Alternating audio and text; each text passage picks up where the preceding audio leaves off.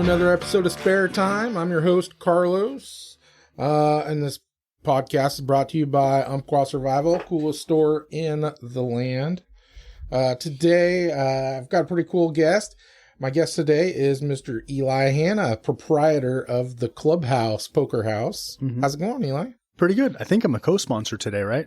Are you co-sponsor? Yeah. Sure. And then, of course, everybody's favorite, Mike, what's happening? Hello. Let's do it again. Right on. So, Eli, being a co-sponsor sounds pretty cool to me. Right? We'll be talking a lot about your business, so you basically are. There we go. Yeah. Tell us a little bit about yourself. Name's Eli. Have the Clubhouse Poker Room here in Roseburg. We're on location number 5. On a coming up on 18-year journey. I opened it in 2007. About a week before I turned 19. And sold it in 2013, bought it back in the summer of 16, and just living life. Right. Yeah.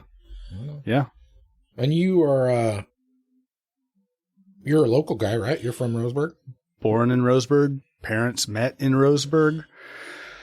Lived in Roseburg my whole life, and 2 years ago, moved to Camas Valley. Mm-hmm. Yeah. Right on. That's cool. I like it when it's a local guy, local people doing things. So no kidding. It's pretty neat.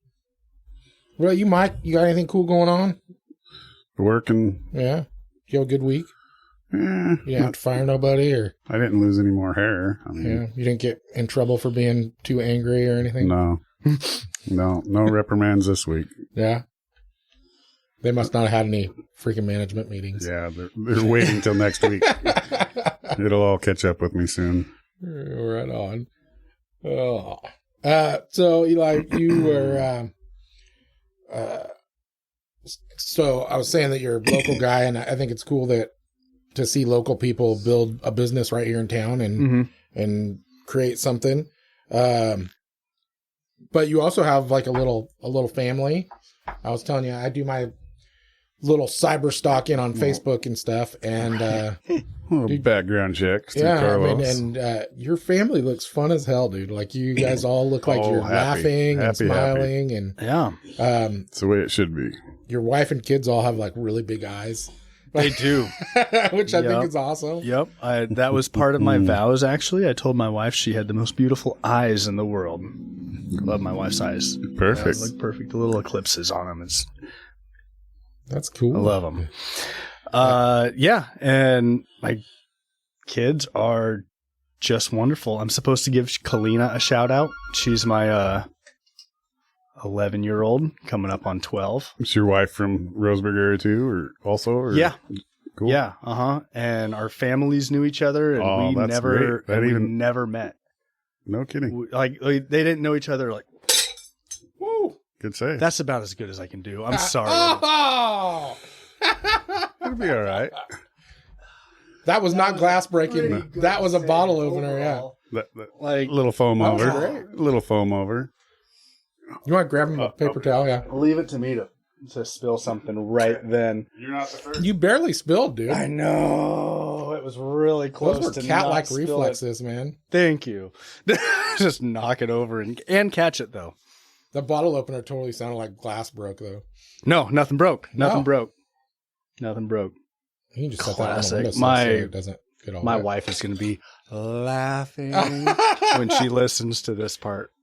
She'd be like, "How nervous were you?" Not at all, officer. No, it's the talking with. Thank you. It's the talking with the hands, I guess. Is that what you're known yeah, for? Oh God, that is her family thing. Yeah. But if I knock something over with my hands, Dude, trust me. The windowsill too. Look at me. They say that talking with your hands is actually a sign of intelligence. Oh, Yeah. well, I can't remember what we were talking about, but I had something to say. I like that. I think you were just telling me you were just saying that you were giving a shout out to your daughter. And Yeah. Kalina wanted me to give her a shout out today. She said, definitely say my name. Yes. And I said, okay.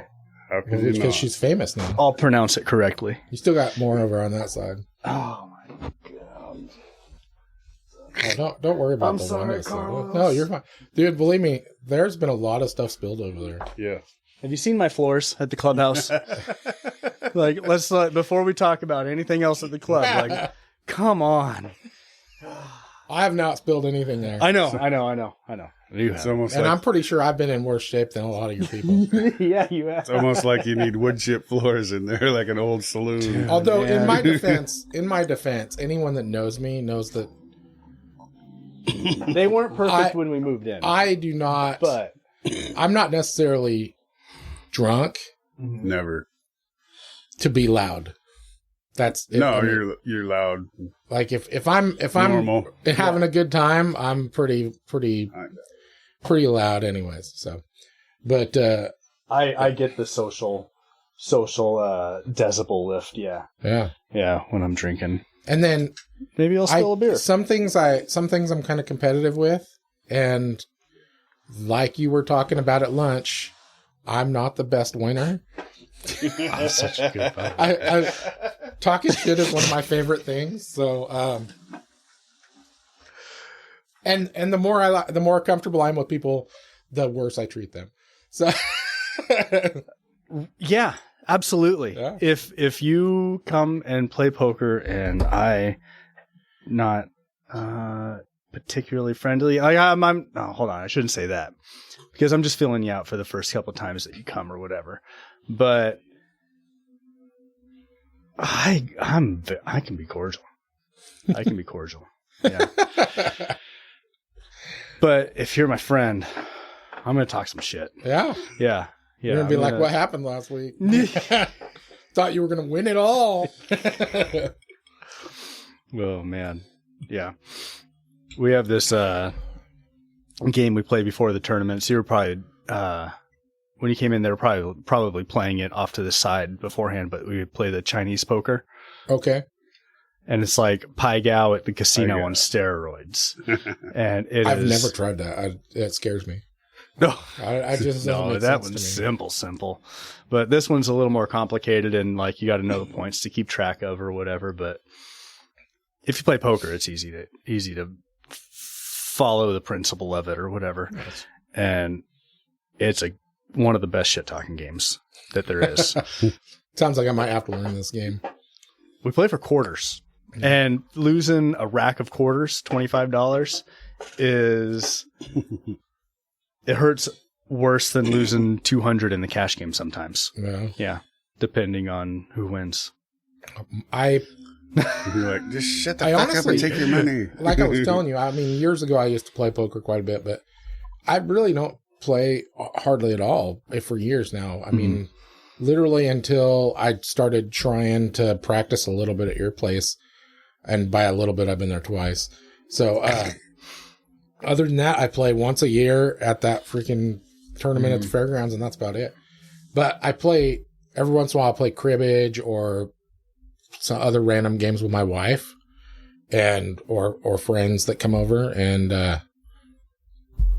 dude, I talk so much shit, and I freaking lose way more than I win. So It's the process. It's the Yeah, process. yeah. The shit talking is the fun part. I've got my wife convinced that she's only ever won cribbage like twice against me. So she tells people, "Oh, Carlos is good. He never loses. Like he always kicks my ass." But my memory is like we're about even. But I talk so much shit that I think I've got her convinced that. So You've broken her spirit. yeah, it's the one thing in our life that I did that. So, The card games. No shit. oh no, all the rest of the card games, she knows that she's way better than me, especially Rummy. She's a cheater, dude. I know she is. Cheater. Because she knows that I don't remember games enough to remember how to keep score right. That's a game that I've never played. Rummy? I've never played Rummy, Yeah. Well, You guys were trying to teach me a card game the other day, a couple of weeks ago. You were doing fine. I was drunk. Yeah. I do not remember any of it. But yeah, no, we like to play games.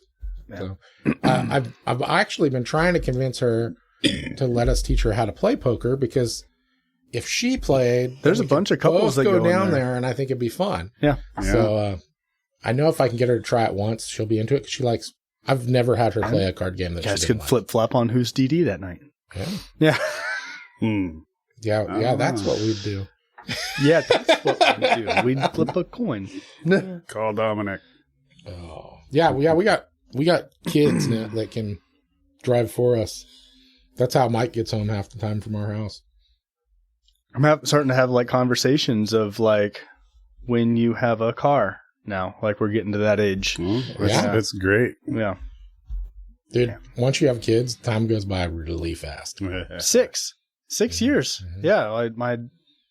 My middle child is 6. My Kalina, who's 11, is my stepdaughter. Mm-hmm. I started in her life at 4, but it flies. It flies from 4 up to almost 12. Dude, Yeah. it just gets going faster. Yeah, I'm telling you. it's wild. So I saw you were an athlete in high school. I saw you were like I was pole like vaulter. a one sport athlete. You were a I was, pole vaulter. I was pretty good at pole vaulting.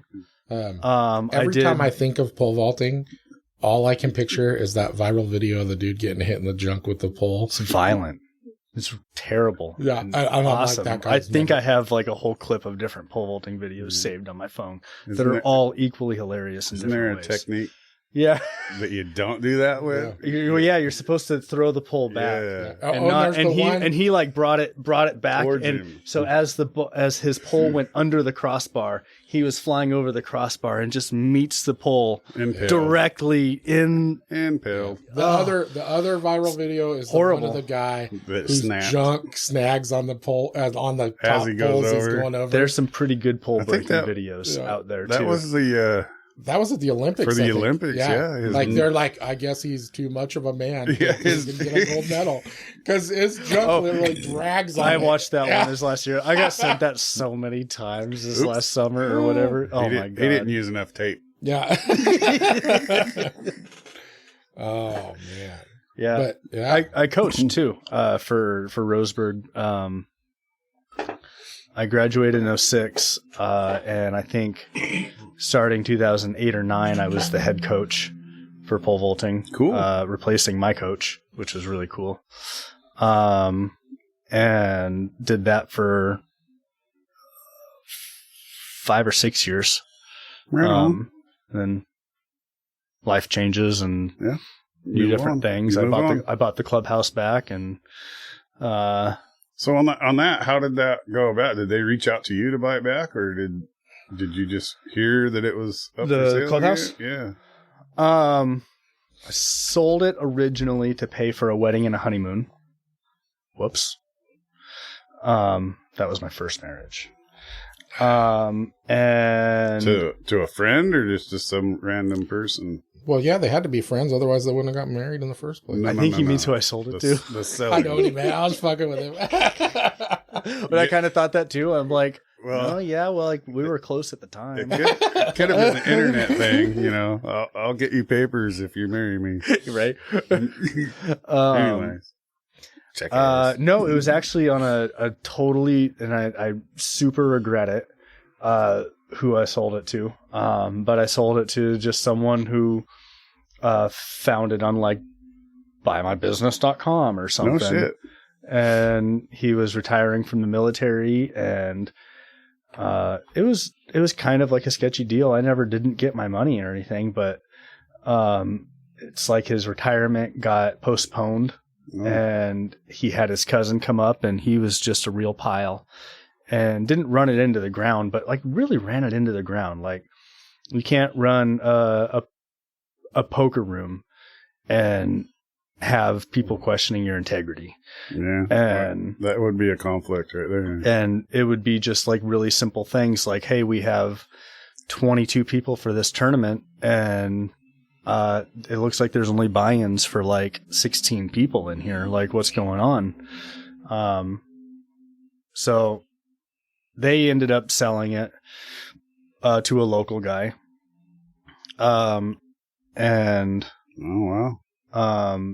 I bought it from him. And were you still going there and playing when you didn't own it? Or? No, because I was newly married and just that wasn't what I was doing. Yeah. Yeah. I think I went there one or two times while the original people bought it. And then I went there. I even dealt for Britain, who bought it from them, and I bought it from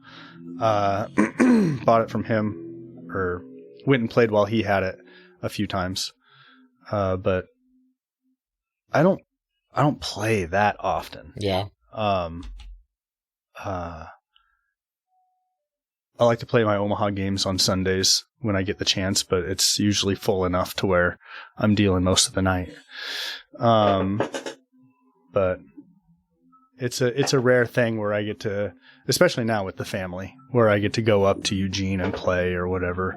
And that used to be a couple time a week thing, like to where I was really enjoying going up and having that like poker social when you experience. Get married and have a family, you have to give up all the things. A lot of shit changes. So much stuff. Yeah, I've lost touch with so many friends that I like. God dang, I value the friendships. But once you get our age, don't even talk to it'll them be a anymore. big circle. It'll come right back. And yeah, I'm looking forward to that. Yeah, I don't know about that, dude. oh yeah, I still don't really talk to any of our other friends. I like his. I like his. It's coming have back. Other friends? I do. I just don't hardly ever talk to him. Wait a minute. No, it looks like at least a couple of your kids look like they got a little bit of athletic in them. So my 6-year-old did the monkey bars for the first time the other day. I saw it. Nice. Yeah. I was so look at proud me. of her. Look at me. Oh man. And I talked a little bit of crap to her before like, and not a ton, but like joking around, Dad, and she can take it. But just like, oh yeah, the monkey bars were wet. That's why you couldn't do it today. Okay, Scarlett. Yeah, that's character building right there. Yeah. But yeah, she rocked it. I was like, I got sent the text message video while I was just about to start one of my cash games. You know, those came in. I was just like, smiling. Yeah, proud dad. Yeah. I saw you're a big Volkswagen fan too. Oh. I was brought home from the hospital in a 73 Volkswagen. Mm-hmm. That was my first, like, A Beetle or a bus? a Super Beetle. Super Beetle. Yep. And it was my mom's as a kid. And she bought it from my dad before they started dating in 1979. And my dad and I made it my first car project. Yeah. And he let me pick the paint job and made it super awesome. Really cool. A really cool first car as a bug, like a 73 Beetle. And a couple years ago, he was doing some servicing on it because he is a Volkswagen guru. Like really impressive. But he totaled it, driving it back to my house. Oh. So, I don't have that one anymore, and it kind of breaks my heart. But we have a Volkswagen Thing. Hey, there you go. There's some vintage Yeah. stuff right there. Yeah. So I got a 73 Thing right now, and I'm really looking forward to getting the engine out of my Bug, swapped into that one, and cruising hopefully at some point this summer, but Nice. definitely next summer. Yeah. In high school, I had a buddy of mine that had a Baja, Mm-hmm. And, Mine started off as that. My 73 started off. His looked like an RC car. It was, I don't know, what do they call that when they turn the wheels way in where the... Oh, yeah. It had like big camber on the camber. Camber. That's it. IRS, It had the biggest wheels and tires that he could get on something that thing. different on suspension. And then it had a CB in it, and he mounted a 15-foot whip antenna in the center of the CB on the Baja. Yeah, and so it looked like it had an RC antenna sticking out of the top of it. My truck. That looks so stupid. And we used to take that thing hunting. But if you killed a deer, you had to freaking put it in the back seat with you. I thought about that. And they have the roof racks that you can put on them. Yeah. And I always thought, like, besides like the noise of an old Volkswagen, like that'd be a sick little hunting rig. Is put the deer on the roof rack. Yeah. Yeah, we went everywhere with that. And then I had another buddy that had a lowered bug that was super nice. Like it had some kind of little body kit on it and everything. And I remember that he put an alarm system in it because it had a big stereo system. And we were doing something with the alarm, and we must have grounded something wrong because backseat shorted out on the battery. Well, no, it made it so that why you say that when Carlos? Do you think Carlos is in the backseat of a Volkswagen? No, it made it so that one didn't have backseat. That one just had front seats because it was all stereo in the back. But no, we grounded something wrong because it made it so that the dimmer for the headlights. Or no. Yeah. Not the dimmer for the dome light. Okay. Would dim the headlights. Oh, you could actually actual headlights or the dash lights? You could the headlights. Like, you could dim the headlights. I was like, what the hell's going on, dude? So that was awesome. It was funny, dude. That's a cool feature. Yeah. Stealth mode. My wife is obsessed with Volkswagen buses and Beetles. Yeah. My mom has a bus right now. She's really excited about getting that like drivable again. Yeah. My name is Ranger. They're a thing. One of my wife's best friends, her dad has an old Super Beetle that I don't think I think it never leaves his garage. I think it just sits in his garage for years now. Well, so my wife's family has this thing, which some people think is morbid, but I think it started out as like a family joke, and then now it's kind of just evolved into an actual thing where they take a piece of tape and put it on the bottom of something and put their name on it if they want it when that person dies. And so like you go to her grandma's house and like pick stuff up and there's freaking names on the bottom of everything. And so she was at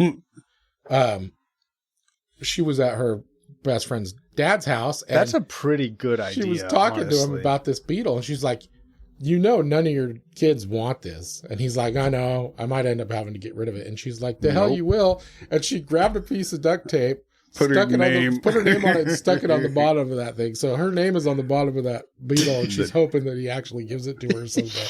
But pretty funny. But yeah, I thought that was pretty funny.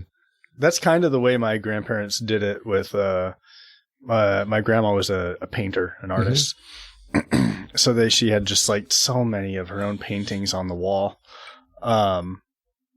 And they split it up between the kids. Like they all got their number and like they put different numbers on the paintings, and they all got like one giant one and that's one pretty damn neat middle one. And they were like on a couple, and they like traded numbers. And right. Yeah. I've got a buddy. It seemed like a good like sibling get together. Hell yeah. I've got a buddy whose dad passed away. Make a positive out of a negative, yeah. In his later years, his dad had started painting, and so he had all these paintings. And he's like, I'm just going to distribute them among the family. So I'm going to take pictures of them and let them all just pick which ones they want. And I was like, looking at these paintings, at least his dad's paintings, I was like, I don't know if anybody's really going to want any. I said, I think they were just humoring him. That'll be for the garage. Yeah. Yeah. But yeah, it was funny though. I'm an only child, so I don't even have to worry about that at all. And you get it all, man. Whatever you buy them from, that's a blessing. You get it. That's a that's a blessing in some ways. There's some, it could be. I can see where the drama just starts. Oh yeah, dude. But it also just everything drops on your shoulders. In people. It does, unfortunately. Subject change. Yes, do it. That's heavy. They're good. Yeah. Gonna get me going right now. Jeez Louise.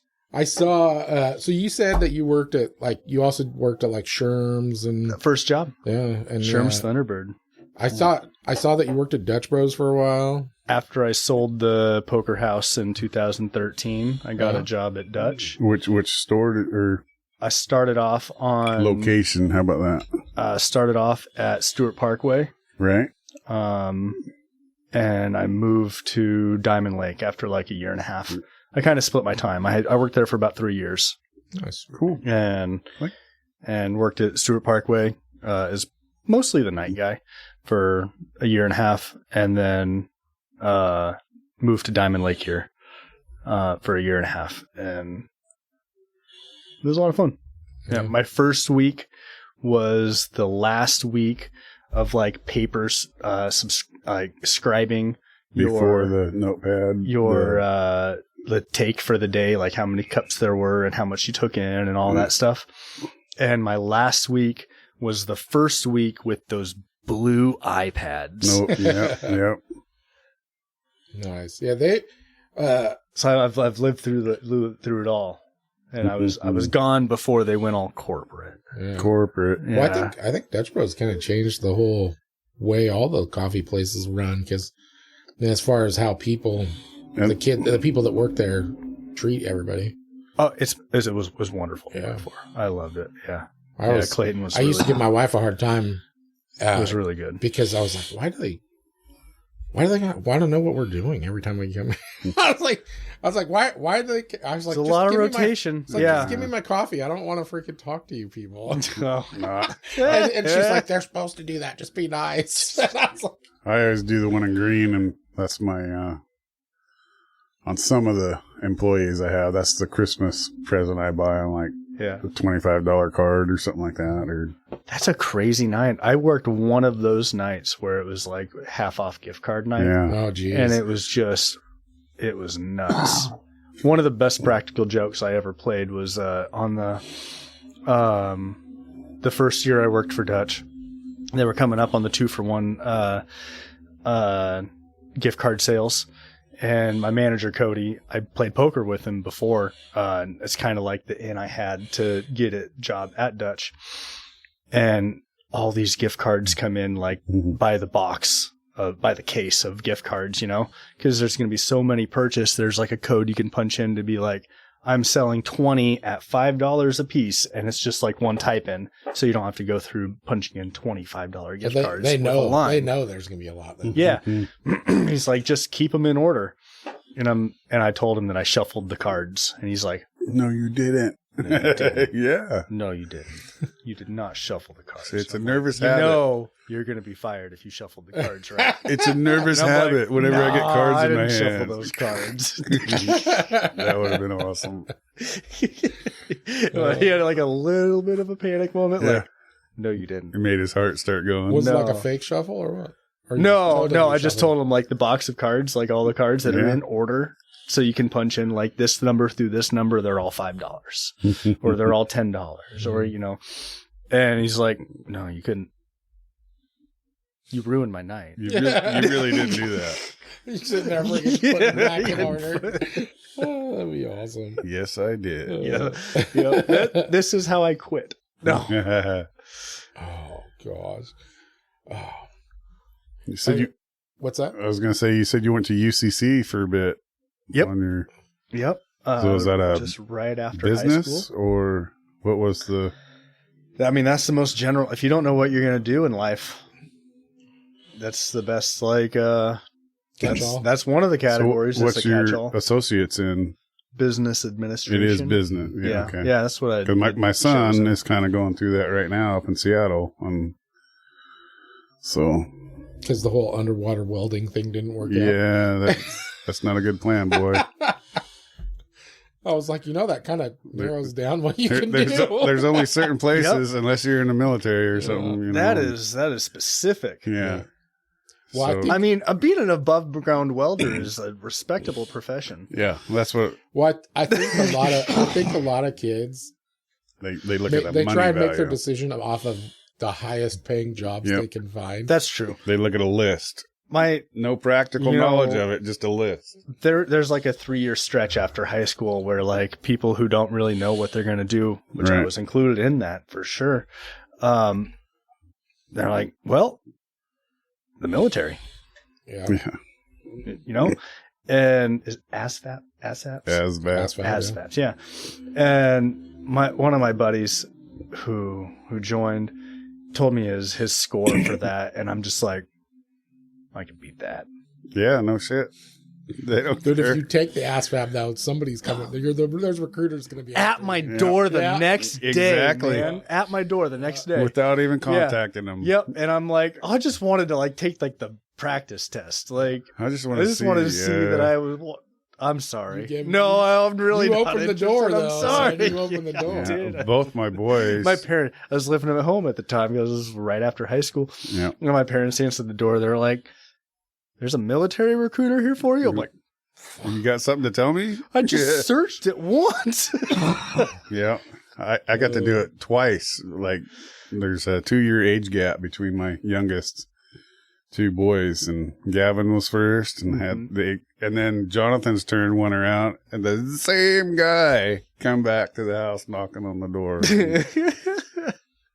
My daughter. I just looked at him and said, "Good luck." Yeah, my youngest daughter. She doesn't know how to tell people no, so she'll just be like, She just signed the No, enrollment she'll just be paper. like, No. she won't sign nothing. Yeah. She's just like, you'll have to talk to my dad. And so I got recruiters calling me, and she's like, Dad, I don't want to talk to him. And I was like, then tell him you don't want to talk to him. So, That's so and so they were relentless. Yeah, she's one of those kids that buys the freaking stuff to clean your tennis shoes from the mall because the freaking guy cleaned your tennis shoes. Oh, yeah, they almost had me. The on-foot but the paint salesman. didn't come off. Yeah, they had the shoe really clean, but if that paint would have come off, they had me the last time I was in Eugene. That was just like outside Abercrombie or whatever. You just watch that my wife and like 11-year-old were just walked into. I'm just sitting there with like the 2 littles. I'm like, this stinks. Like, I can take him over to the escalator. I like. Nah, I clean my shoes. I like letting try those to kind sell of me. people do their spiel though, because a lot of those people. Yeah, you can It's learn impressive. some. You I can learn almost some got 'em. things. Well, Yeah, the They products almost got me. I don't really give a shit about, but the freaking people the people are skills. so good at what and- their sales. They're comedians. they're- Those freaking They're dudes good. that come to your house to try and sell you magazine subscriptions. Yeah. Those guys are always pro. I love those Yep. guys. I never buy a subscription, but they're Never buy. I'll let them do They their are spiel good. every time because they're hilarious. What was that? Spray shit awesome or something Yeah. out in green. Those guys were walking around. That's clean a spot freaking this big in the Yeah. middle of your floor so that you got to buy some to fix the rest of your Fix floor. the rest. yeah. Yeah, no, I just like listening to it. And you go, used to be at like you do have the fair, and there was always a bunch of them at the fair, the Billy Mays type guys, but you don't see them as much anymore at those. ShamWow. Yeah. So, you poker, where'd that come from, man? 2003, moneymaker boomer. Yeah, definitely a moneymaker boomer. Started playing just $5 home games with my friends. I was working at Sherm's like we were talking about. And you're just a high school kid, right? Yeah. At the time. Yep. Yeah. High school, working first job, playing $5 games on the weekend. And got an invite to a home game with like 30, 40 people. And it was a $25 game. So it was like 5 weeks Freaking worth of high poker. roller, yeah. Yeah. It was scary. So when you say $25 game, is that $25 buy-in? Buy-in for the tournament. Yeah. Yep. For the whole night. Yep. It was No rebuys, huh? That was no, actually, no, that- there were no rebuys. I think it was a one shot, like, You had a $25 tournament. and that was when the blinds were like back in back in the day where there were 5-10 blinds, not 25-50 or 25-25 or whatever, but like 5-10 blinds. You even got like less chips. Inflation has hit poker tournaments. It has, yeah. Yeah, but I can imagine like a $25 game. Most of the people that are playing that are probably like you that are like, $25 is a lot of money. Yeah, it's different as a kid though, because you're just like it's so new, like it's the first time. Certainly, yeah. So it was. I found poker really at the same cool. time. Sounds like. I mean, I that's kind of what got me into. I mean, we had the same players around us, I guess. Like Tom was at that home game. Yeah. We're talking about home games at lunch. Yeah. And, but honestly, I mean, I started playing online a little bit before I did that. Just the little World Series of Poker app, you know. And actually that might have been like, I don't even know if that was flip phone days, I think. So I don't even know if it wasn't on your phone. It was just on your laptop or on your computer. Yeah. Cause I remember like I was telling you, I was into watching it. I loved watching it. Me too. And so I'd have it on in the background, and I was either playing the World Series of Poker app on my computer, or I was playing World of Warcraft on my computer. And but yeah, I spent a lot of time screwing around doing that. But yeah, so you got into watching it and playing in some home games, and then I read that you had a project in college. A class called Career Life Planning was just like the extracurricular class that you have to take to have a full-time schedule or whatever. To give me 12 or 13 credits or whatever, and had the main assignment for the term was to job shadow someone in a career field that you were interested in. And I had no idea what career field I was interested in, so I chose real estate. And the whole term went by, didn't have anything done. And the project was due the next day, and I'm like, well, I can't just call a realty company now. Right. So there was a poker room downtown Eugene that has been open forever. Had just opened at the time, and I went and played poker up in Eugene the night before. Before I left, I changed my questionnaire to poker-related questions instead of real estate questions. And Courtney, who is still there today, filled it out for me. I got an A, and I was just like, got my first 4.0 ever. Like, let's see if you can figure out how to do this. Let's write it out. Yeah. Let's do this. And it just kind of evolved into figuring out why poker was okay to have in some spots but not other spots. Sure. Like what it's classified under in the state. Yeah, there's So did your schooling actually help you create a business plan? The schooling definitely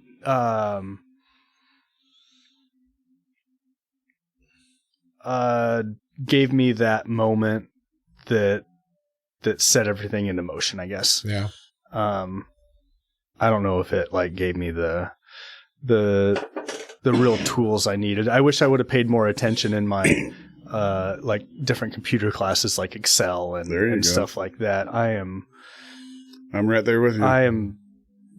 I'm slow, and I wish I was better because it would be easier. See, I never. We're old. We never did any of that stuff. No, this is all brand new technology. So now, that kind of thing. Luckily, my wife is one of those people that can learn anything. She watched one YouTube video. She can watch one or two YouTube videos, and all of a sudden she's a freaking pro. Mm-hmm. Plus, she took a couple classes on that stuff. So anytime I need that done, I just call my wife, and she does it for me. Yeah. I wish I would have paid more attention for that in school. But after moving out to Camas, I've watched some YouTube videos on some learning how to do new stuff. That's for sure. Yeah. Now with the state of Oregon and the history of, gambling, I guess, to group it all into one thing, there's a lot of neat history and why the politics around it and why it's banned in certain areas. And there's almost like a prohibition of... There's some old heads who have some pretty crazy stories of what the games were and where they were back in the 70s and 60s and definitely and whatnot. And that's cool to know. Yeah, it's kind of interesting. Yeah. What do you call them? Old heads? I like that. That's not offensive. They're old. Their heads are pretty old, man. Yeah. I like that. There's some OGs that are that have some pretty cool stories around here. About poker. And Mike's obsessed with that stuff. I love history, and not so much one aspect of just general. Yeah, and some of the just silly nonsense laws and rules that they came up with because somebody got offended that had the high power to say no. Yeah, we're not doing that. You want to talk about like rules and stuff, like the stuff for poker, the wording. Yeah. Who has to write the bills, right? It's the same person who writes every bill. But if they don't have an understanding for what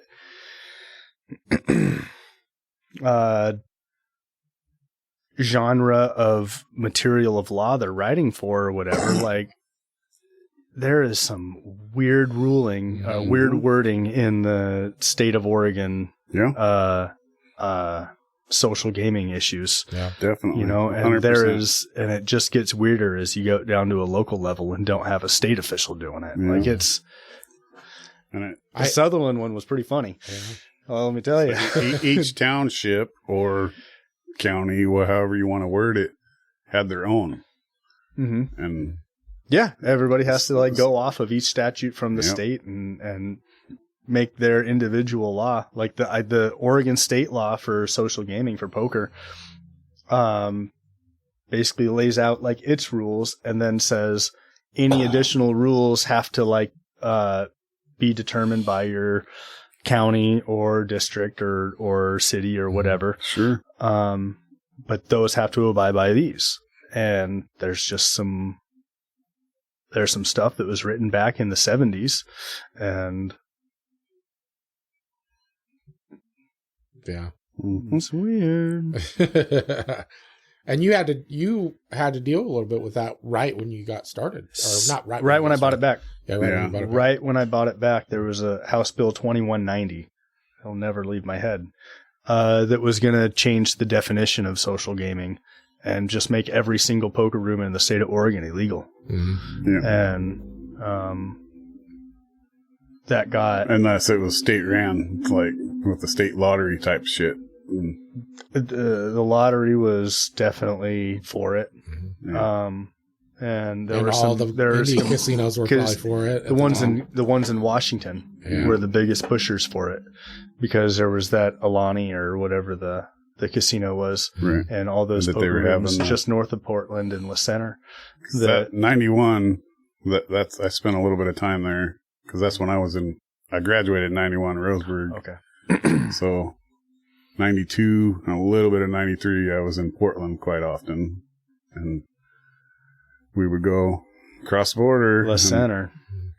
Spanish for the center. Dude, Washington is do they have some but now laws Washington is so fucking, it's like they got someone's thumb right on. Especially when you're talking about even with the casino, gambling and casinos and the tribal casinos, strip clubs, that kind of stuff in Washington is so goofy. It's like, who the fuck wrote this? It's like, the wording on like going into it. And I've literally only gone into poker. But I know poker. That doesn't make any sense. Yeah. I don't know about you, but before I got into this business, and obviously I'm in the gun business, but before I got in this business, I adamantly refused to even remotely speak about politics, or I could give a shit less. I didn't watch the news. I think I'd voted one time. Never affected you. And I didn't care. But then I got into this business and I was basically immediately forced Right. To pay attention. To at least pay attention. Yeah. And then shortly after I got here, we had an election here in town. We had a time to vote. And I mean, I had people calling me asking me how they're supposed to vote. For their, yeah. And I'm like, what? You don't want to ask me? I'm an idiot. You know? But that's what I would say. They expect me to be a freaking, to be the expert because it's my business. And, so, you know, I got forced into that, and now there's so much of it all the time. I'm constantly having to pay attention. Yeah. But it's weird. Yeah, you have to follow enough, just especially in your own niche. Yeah. And yours would come around a heck of a lot more than mine. Yeah. Yours is like the most talked about amendment. Yeah. But I don't know. You know, this whole you've got something going on right now that with it that could affect you. This whole making it so that they can Indian casinos can pop up anywhere. It doesn't have to be on tribal land now. Yeah. That could drastically affect your business. It could. I definitely don't think they'd be capable of running it any less expensive than me. Mm-hmm. Or efficient. and then what's the point of trying to compete with someone who has such lower cost than you? Yeah. That, I mean, sometimes it's just about survival. Yeah. You know? Definitely. And I mean, that's how I was able to open when they were up and running. Cause Seven Feathers had a poker room. They did, yeah. When I opened up in Sutherland, and I didn't really even consider myself a competitor with them because we were running different style games. The only game that they kind of had that was in the same lane as mine was their free roll. That was just a numbers thing. Try to get as many people in as you can. Yeah. But that was like my main thing. But yeah, they sold it, or they shut their poker room down a week before, or a month before I sold, or a month before we signed papers and like transitioned out of it or whatever. That was crazy timing. And I was on my first honeymoon before I wasn't even here for like the time where they gave all their players fund away and promotions for it. I'm like, oh, that would have been a fun time to go there and actually play poker. Like it was, yeah. You had more than one honeymoon? Yep. Everybody gets a mulligan. Everybody gets a mulligan. Do it over. Okay, you don't have to use it. Everybody gets a mulligan. I'm on my third one. Poking fun at you. Everybody, sometimes you get 3 mulligans. You get one for the front and the back, and then... I've never had a honeymoon, though. I have... Well, I guess... honeymoon was pretty good. I'd do it again. I'd just take somebody else. I like it. Hey. I got to pause this for now one we're second. talking. Okay. He was always we're back. us. We're in the middle of an intense conversation about starting a game out in Camas Valley. But he would drive to Canyonville, Cow Creek, but he would do it all BLM roads up over Rice Creek or Olalla, come down Union Creek, Cow Creek. That way he didn't have to go down I-5 or anything like that. But there was always... Why did he not want to be on the main roads? Because he liked to drink. Okay. Fair enough. Yeah. and he probably didn't have a license. Very frowned upon. But anyway, he was always telling us they would go to Myrtle Point. There was always probably illegal, but they would go meet up. And I guess it was, they had, obviously it wasn't legal because they had chickens, cockfighting, and just random shit that fucking... Cockfighting is illegal? Yeah. But that, like I said, that was in the late 80s. And that was funny. I'm told that it's totally legal in my country. Well... Bought one yesterday. Yeah. I totally misunderstood it. I did the wrong training. Yeah, I showed up in sweatpants and no chicken, and they're like, "Get the fuck out of here!" I don't know. You're doing the helicopter walking in with the fucking eye of the tiger. It was awkward. I'll put it that way. But no, slap catch. I think the market is there with. So Yeah, there's literally poker players everywhere. Because there was people. So you were talking about a house game, though. You weren't talking about like opening another club there. Not a house, not even a house game. Like have it be like Just a regular open, thing at the market or something.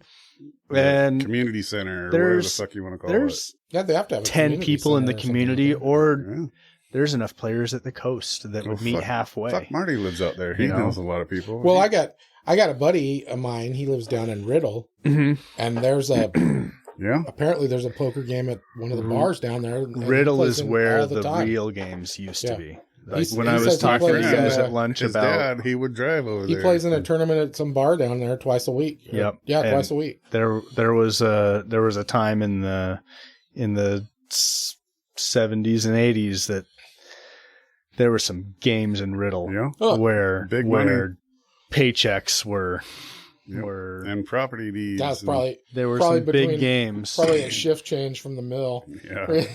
There were some big, not even poker, just 4-5-6. 4-5-6 used to be like AC-doocy. Like they used to just go nuts. Rolling the fucking dice. Like numbers that nowadays you'd be like, I wouldn't want to lose that.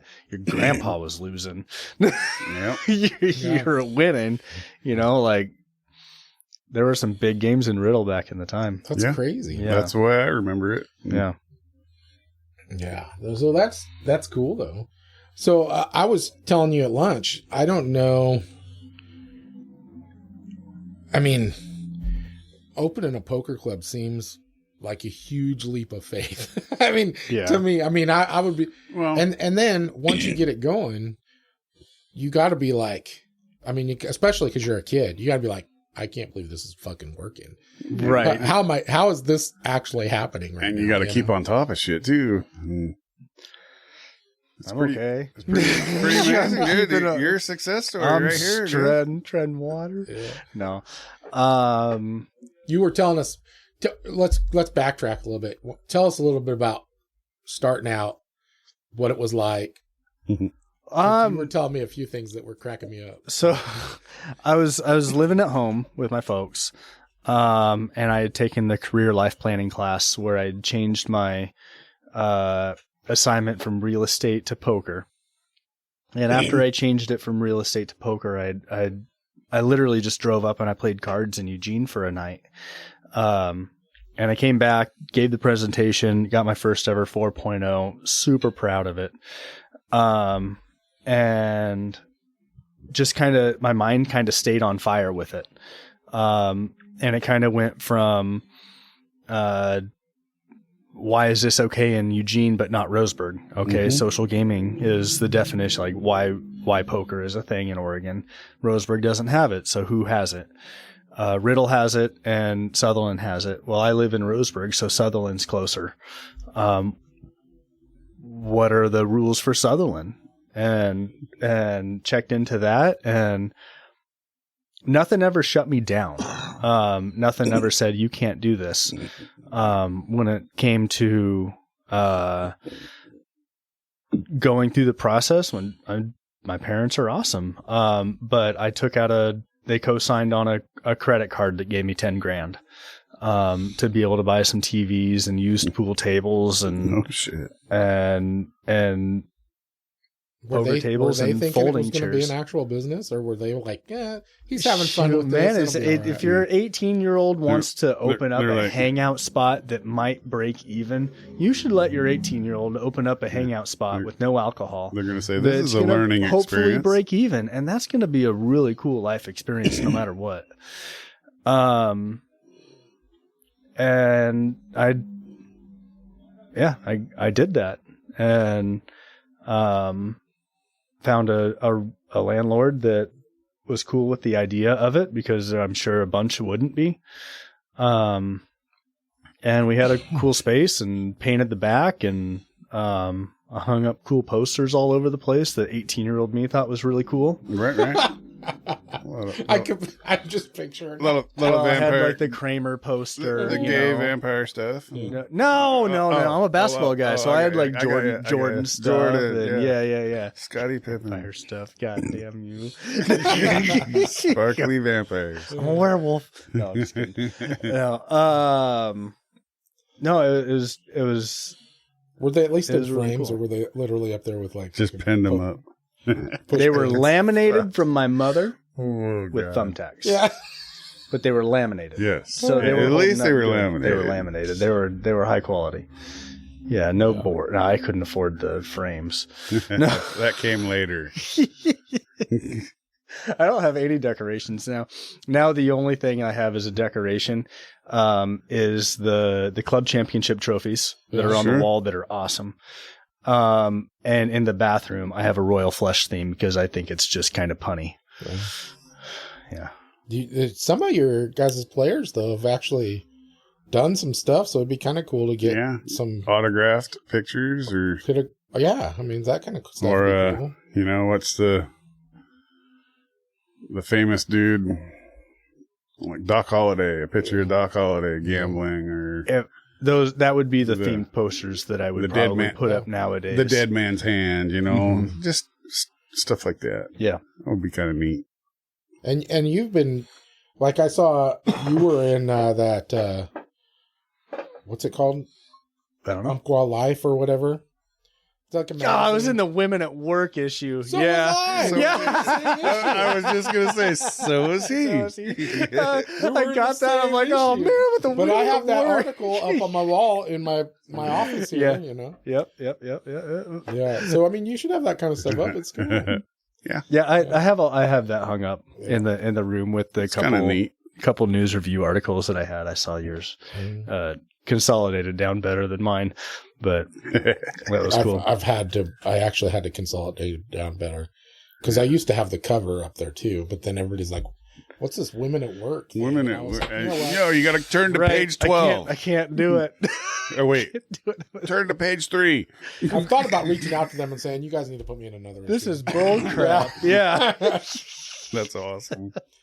Oh, man. But we were guns talking, and poker. Yeah, like there's the two. Like we could match up. We could have like a pretty cool guns, poker, and bullshitting. So we were talking about the whole political thing, having to get involved. So back when 114 was first being voted on, what's it? Almost 3 years ago now. Yeah. 2 years ago, whatever. There was that was a huge thing.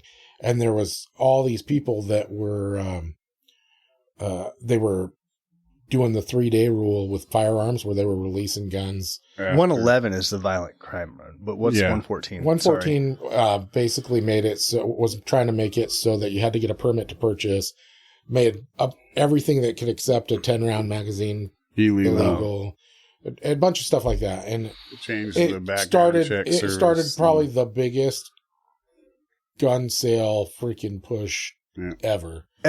I mean, we had there was gun stores up north where in bigger cities that had like lines around the block for people coming in to buy guns. And all of it was happening during COVID.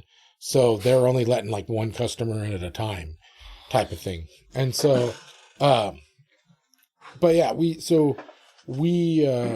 during that time, there was a lot of gun stores that were doing the 3-day rule, which is another thing that's controversial, where if you don't get a approval or disapproval within 3 days, you can release the firearm to somebody.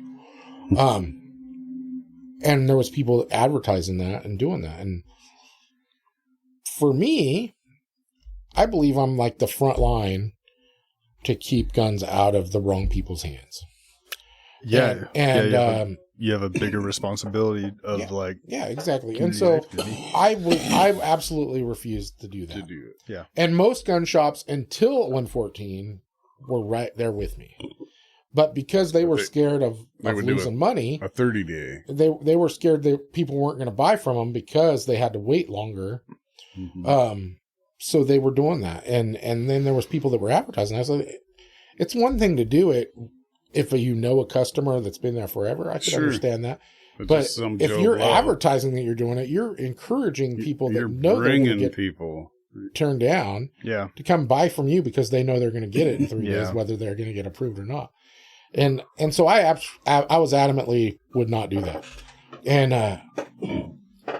I got interviewed by like 7 or 8 different papers throughout the state, and one that was like national. I was interviewed in those, and because they were trying to find people that would talk on both sides, and yeah, it was crazy. Like all of a sudden, like overnight, I was like on all these different web pages and shit, and I was like, this is weird.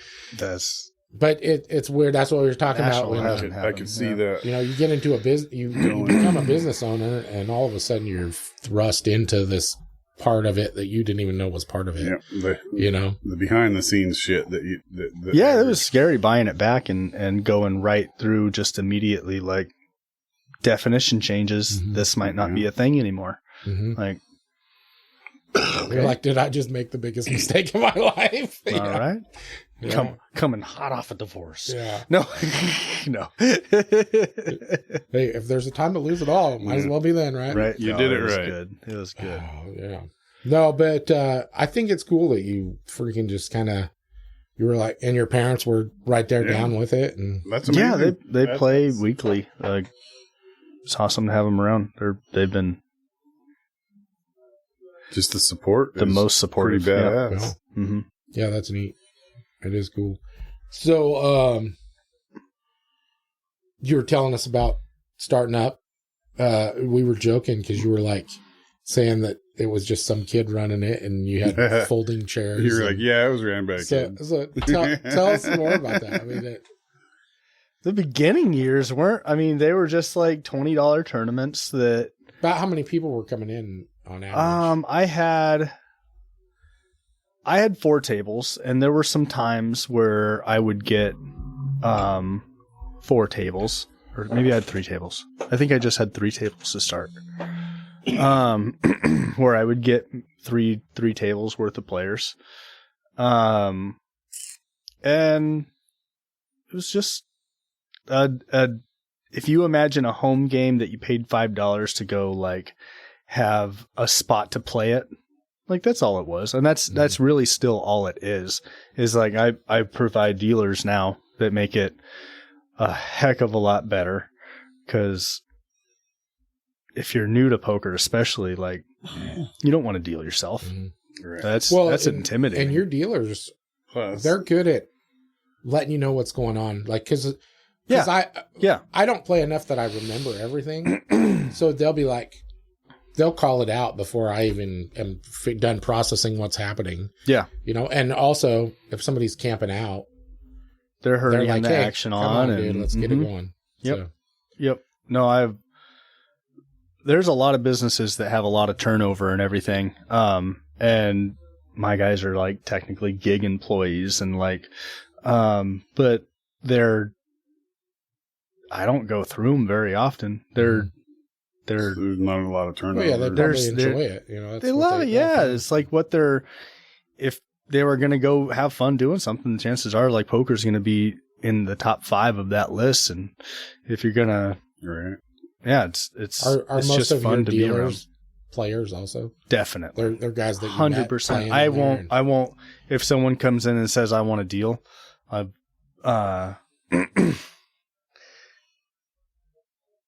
now. Oh, this is where you're protecting yourself so you don't say something you'll regret. Let me think about this.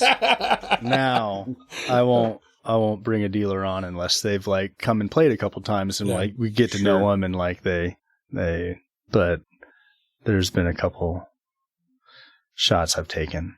Yeah, that goes in a lot of business. Dude, you can't know for sure what's going to happen. I thought with every I could employee. have my cake and eat it too, or something, or pie. You don't want to hire the bullshitter. Well, I know the last time I went down there, a couple of the players that I played with were dealers at the tournament that I played in at the fairgrounds. Oh man, it can't grow. That fairgrounds tournament cannot grow. Yeah. I am stretched to like 15, 16 is the most I can come up with. Well, it was the biggest it's been this year. Most amount of buy-ins for sure. Not most entries or not most players but most entries because they allowed the rebuys, and it went great.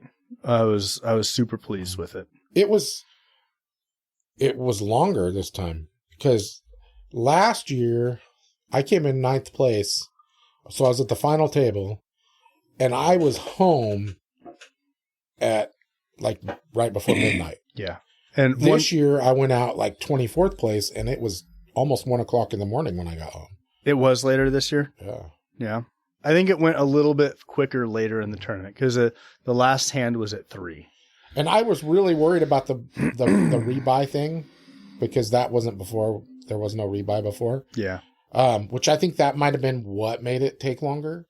But, yeah, for sure. Yeah, that added a bunch more chips into play. I was really worried about it because a lot of times in a rebuy tournament, people will play crazy the first part of it because they know they can just rebuy. And yeah, but I think it actually worked in my favor this time because I was taking people out left and right. You got to see. And I sucked ass in the second part. But there's a method to the But at the beginning, it actually worked in my favor. And so I was, it kind of took away my doubt about how it was going to be. But it definitely took longer. And every year, my biggest downfall is that I don't have the stamina for it, dude. I get so tired. Oh, I thought you were going to say the drinks. Yeah, he gets so No, I don't. he gets so at drunk, that he's tired. I know I've got to freaking extend. Whatever. So I try not to drink that much. What the fuck? There's a couple overserves, I think. Yeah. I'm not involved with the alcohol. Oh, this is for department. Carlos? Oh, there was he's talking about some other people that were at that tournament. There was a couple people. There was one guy that at the start, like before we even started, first break. That would be me. That would be that. I would be that guy. The first break one was a funny one. That's why. The guy that couldn't figure out what table he was supposed to be on. Yeah, that great. Guy. That was so funny. I was like, my God. He came and sat down, and we're like, "What are you doing?" Was that at your table? Yeah. He came and sat down. We're like, "What are you doing, dude? We freaking eliminated you!" Like they came to me and said, "This gentleman can't find his seat," and I said, "Okay." Yeah. Do you have your seat card? And you're like, "No, I don't have my seat card." I'm like, how am I supposed to know? He goes, I don't know. Can you make an announcement, but like make it clear? I'm just like, yeah, I can make an announcement. Yeah, this guy's drunk as Does fuck. anybody recognize this guy right here? This drunk guy? And like all you guys at the front table are like, he's here with us. Yeah. And we're like, okay. Other 10 tables, this guy didn't know he was up front. No. Yeah, he started at our table, but he was look at him and say, was that clear enough? Yeah, there was some people that came. That was in one of the highlights. Yeah, that was pretty funny. Oh, and then there was people that forgot all about it that just show up an hour and a half after the tournament turns out. Yeah, then they just jump right in. Andy, I know. Dang, Andy. I told Andy, I'm like, dude, if you make it anywhere in this tournament, I'm gonna freaking call bullshit because it's just like I was calling him. I'm like, did you forget? Like, what's going on? Are you okay? You're blinding out. You're a table sponsor. That's crazy. You're a sponsor, dude. So with all these, the despite your, I guess the world, what do you call it? The World Series. World Series. What's the highest pot that you have seen besides that in what you do that you have been besides? Not counting World Series poker. That you have been in deal with. There's a home game that I do that it's a 5-10 no limit game. The highest one that I offer at the club is a 2-5 to where the blinds are $2 and $5. And I was doing that every Saturday for a while, and then I went down to like every other, and I've gone back to everyone, and my schedule's changed, just kind of seasonal, depending on who's in town. Like when you get recreational poker players, like some of them are winter birds that go down to Arizona or whatever for the winters and come back in the summer. And so you kind of gear what's happening based off the people that are showing up at the club. Yeah. Absolutely. Well, like I want to, if there's a home game going on somewhere that I'm not going to be able to get a good enough game of this game, but I can get this game, I should have this game, so just gearing stuff off of that, not working around different stuff, but taking account for it.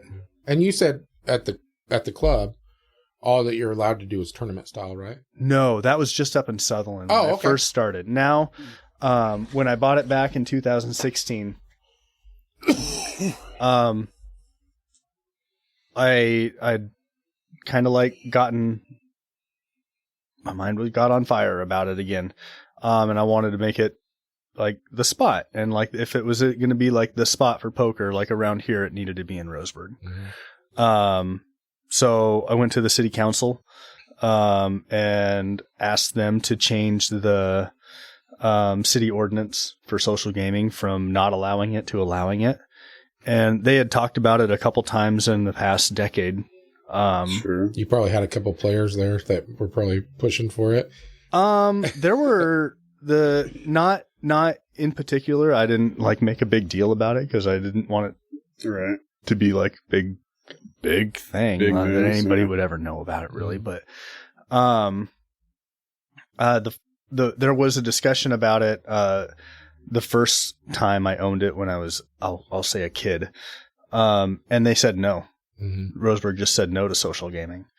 And that wasn't the case this time when I came and asked and said, I've been doing this for this many years up in Sutherland. You've proven yourself. There's been no issues with it. Right. What's the problem with trying this? Like we won't use alcohol. Mm-hmm. I don't need to get my OLCC to be able to do this. And now is that even allowed? Not in the building. Okay. Copy 100%. So there's none in the building. Mm-hmm. Yeah. That's like saying not visible. Well, I was just wondering because I think it would be amazing if I could like have a glass of whiskey and like if you had air cleaners so I could be smoking a cigar. I would love it. You should have like one outside table. There's one. Ooh, that's a good thing. That's a good idea. Is a summer patio. Yeah, right. Is that allowed? You got to be able to have some sort of patio game. It's not in the building. It can't be visible to the public. That's one of the things. That was the original reason why I got the limo glass up on my location on Stevens. So we can bend these. We can get to the edge of these rules. It can't be connected to the building. Okay. Right. I asked you earlier to ask me about my first year World Series of Poker. How I got on. Okay. Bending the rules. And by the way, we're talking because you've been a dealer how many times at the World Series of Poker? Four times at the World Series. I dealt. 2011 was the first time I did it. And that's all in Vegas. Yep. Yeah. I was 21 when I went down and did it, and turned 22. It was the first year I could, like, as a old enough person, deal the World Series legally. And the year you didn't lie about your this was the year. This was the year. This was the year. So I applied at 21, and it said you had to have 6 months of full time or a year of part-time dealing experience, and you have to fly down and like do an audition. Okay. And you have to pass the audition. It's pretty strict to be able to be a World Series of Poker dealer. So I own my own poker room. Like I've dealt for a year full time, but like I'm also self-taught. Yeah. And instead of dealing like this, I dealt like this, and like just wrong at the time, but knew how to deal the correct way. And I was going to go down, get my audition and see if I passed and could deal the series for the summer. And this is while I still had the room. So I was going to have to figure out what I was going to do with the room while I was gone, if I got it. But went down and, passed the audition, and they gave me a call back, and they said, or maybe this was before the audition. This was before the audition.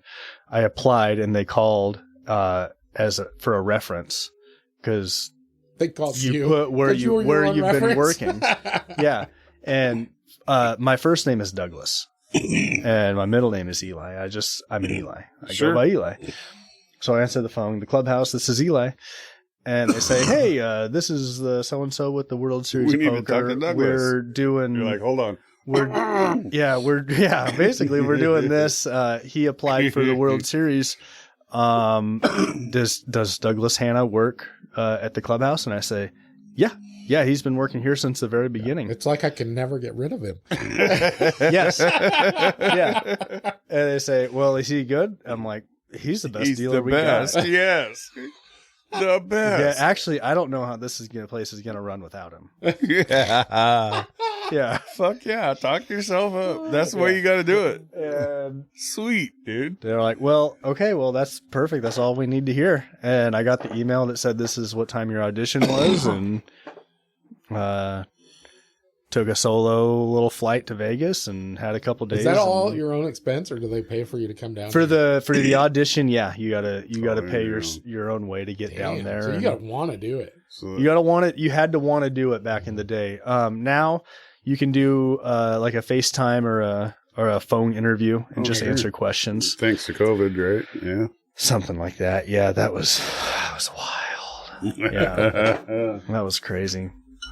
And it's pretty fun though. Yeah, I mean, you enjoy it, or The first couple of years, there's a local guy who would play at my, that would play at my place, that had a Vegas house, summer home or whatever. I told you, fucker. That was a better save than lost me. the chair, lost the wheel. That was good. You want the saddle chair again? Yeah. But he rented us. That was a good save. It really was. You should. Do you want to keep your guys on their freaking toes, so where they don't have Give to, them that chair. where they're never going to be comfortable? Buy some of those for them to sit in. Oh Jesus, that's what my mom sits in doing, Dude, Joe doing hair Rogan at this point. recommended that. Mhm. Joe Rogan has no balls. That thing squishes your balls like you would not believe, dude. I have an incident that I'm not going to talk about on this podcast that I will never ride an exercise bike ever again. Did you get your balls busted? He doesn't want to talk yet. I think you're close though, because he's turning red a little bit. It wasn't my balls. Stuff didn't. God dang. I was penetrated. Dude, I'll tell you what embarrassing shit happens, dude. Yeah. When I was a little kid, like a little kid, Whatever, Carlos. I freaking went to use, and honestly, I think it scarred me for life, because now I'm one of the only guys that you'll ever meet that always makes sure to put the toilet seat down. Because when I was a little kid, I went to use the bathroom and somebody had left the toilet seat up and I got stuck in the fucking toilet and had to, my dad and his buddies, Oh, you just fell all the way in. like I fucking went to sit on the toilet and got freaking, my ass got stuck in the toilet, and my dad and his buddies came in the bathroom with, and I'm sitting there with my pants around my ankles, a little kid, and they're just busting up laughing as they Oh moved me They out had of to the pull toilet. you that's off. terrible. So you definitely relate to women when they say, "Put the fucking toilet seat down." Yeah, he said that's what he does. That's scarred for life, dude. Yeah. I try to put both seats down if I think about it. I don't That give way a- everybody has equal work. I just leave it up because I know this story, so I just leave it the fuck up. There you go, Carlos. Go ahead. But no. There's 3 options. We take care of all of them. That's pretty right. Good. Yeah. No, but fucking embarrassing shit happens, dude. Yeah. Those are the that best stories. That was the worst. Kind of like spilling your beer. Showing off your cat-like reflexes. That's right. That was a good catch. It was a good catch. I gotta give you that. So what are some of your best memories from when you first opened the club?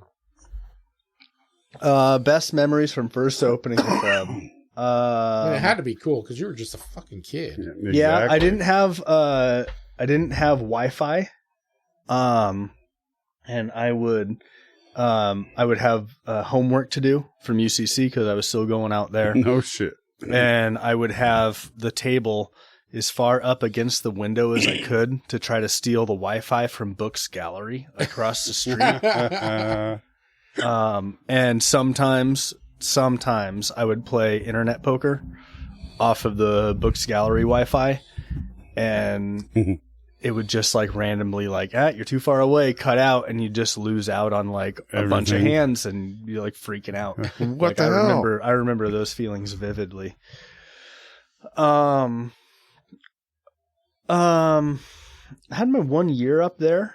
having like a 1 year anniversary to having the place open was really cool. One of my customers who still comes in, she's the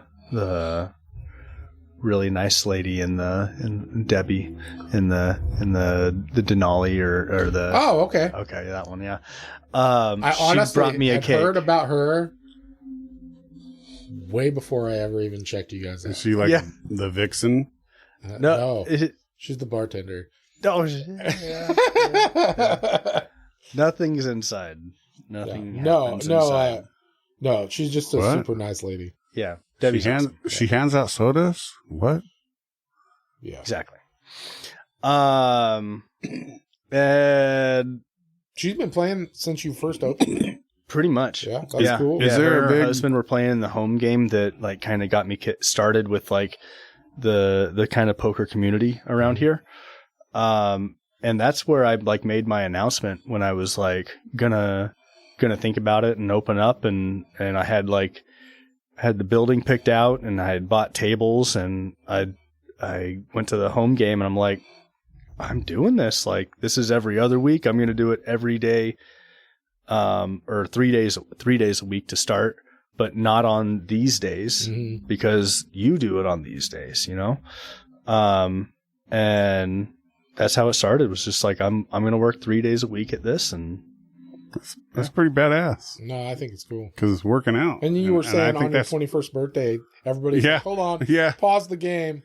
We're taking you to get a I drink was across 20. the street. We got to go get a turned shot. midnight. My first drink was at the office in Sutherland. That's That's fucking freaking sweet, awesome. dude.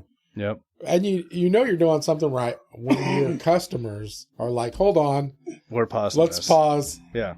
You Yeah. need a It's drink. midnight. That's cool We're as going hell. across. Yeah. Really cool. I like it. Yeah, that's pretty freaking awesome. Oh, And so I turned 22 in Vegas dealing the World Series. Oh, damn. Not, I wasn't dealing. I took that night off. Were you still married at that time? I was not married yet. Ooh. how long is the World Series? Actually, it's on You're- TV for like 2 months. Is it Yeah, a you're down there for about 8 weeks, 10 weeks. Okay. no shit? Yeah. I was going to say 1 week. No. but There's So it's like the whole 64 summer. Holy events. crap. Yeah, this is summer. Yeah, Holy it's the crap. summer. Yeah, down there from like late May to mid-July, late July. Yeah, That's that was crazy. Through my birthday, which my birthday is July 11th. Yeah. So took that night off, turned 22. I would have in Vegas. never guessed. Yeah.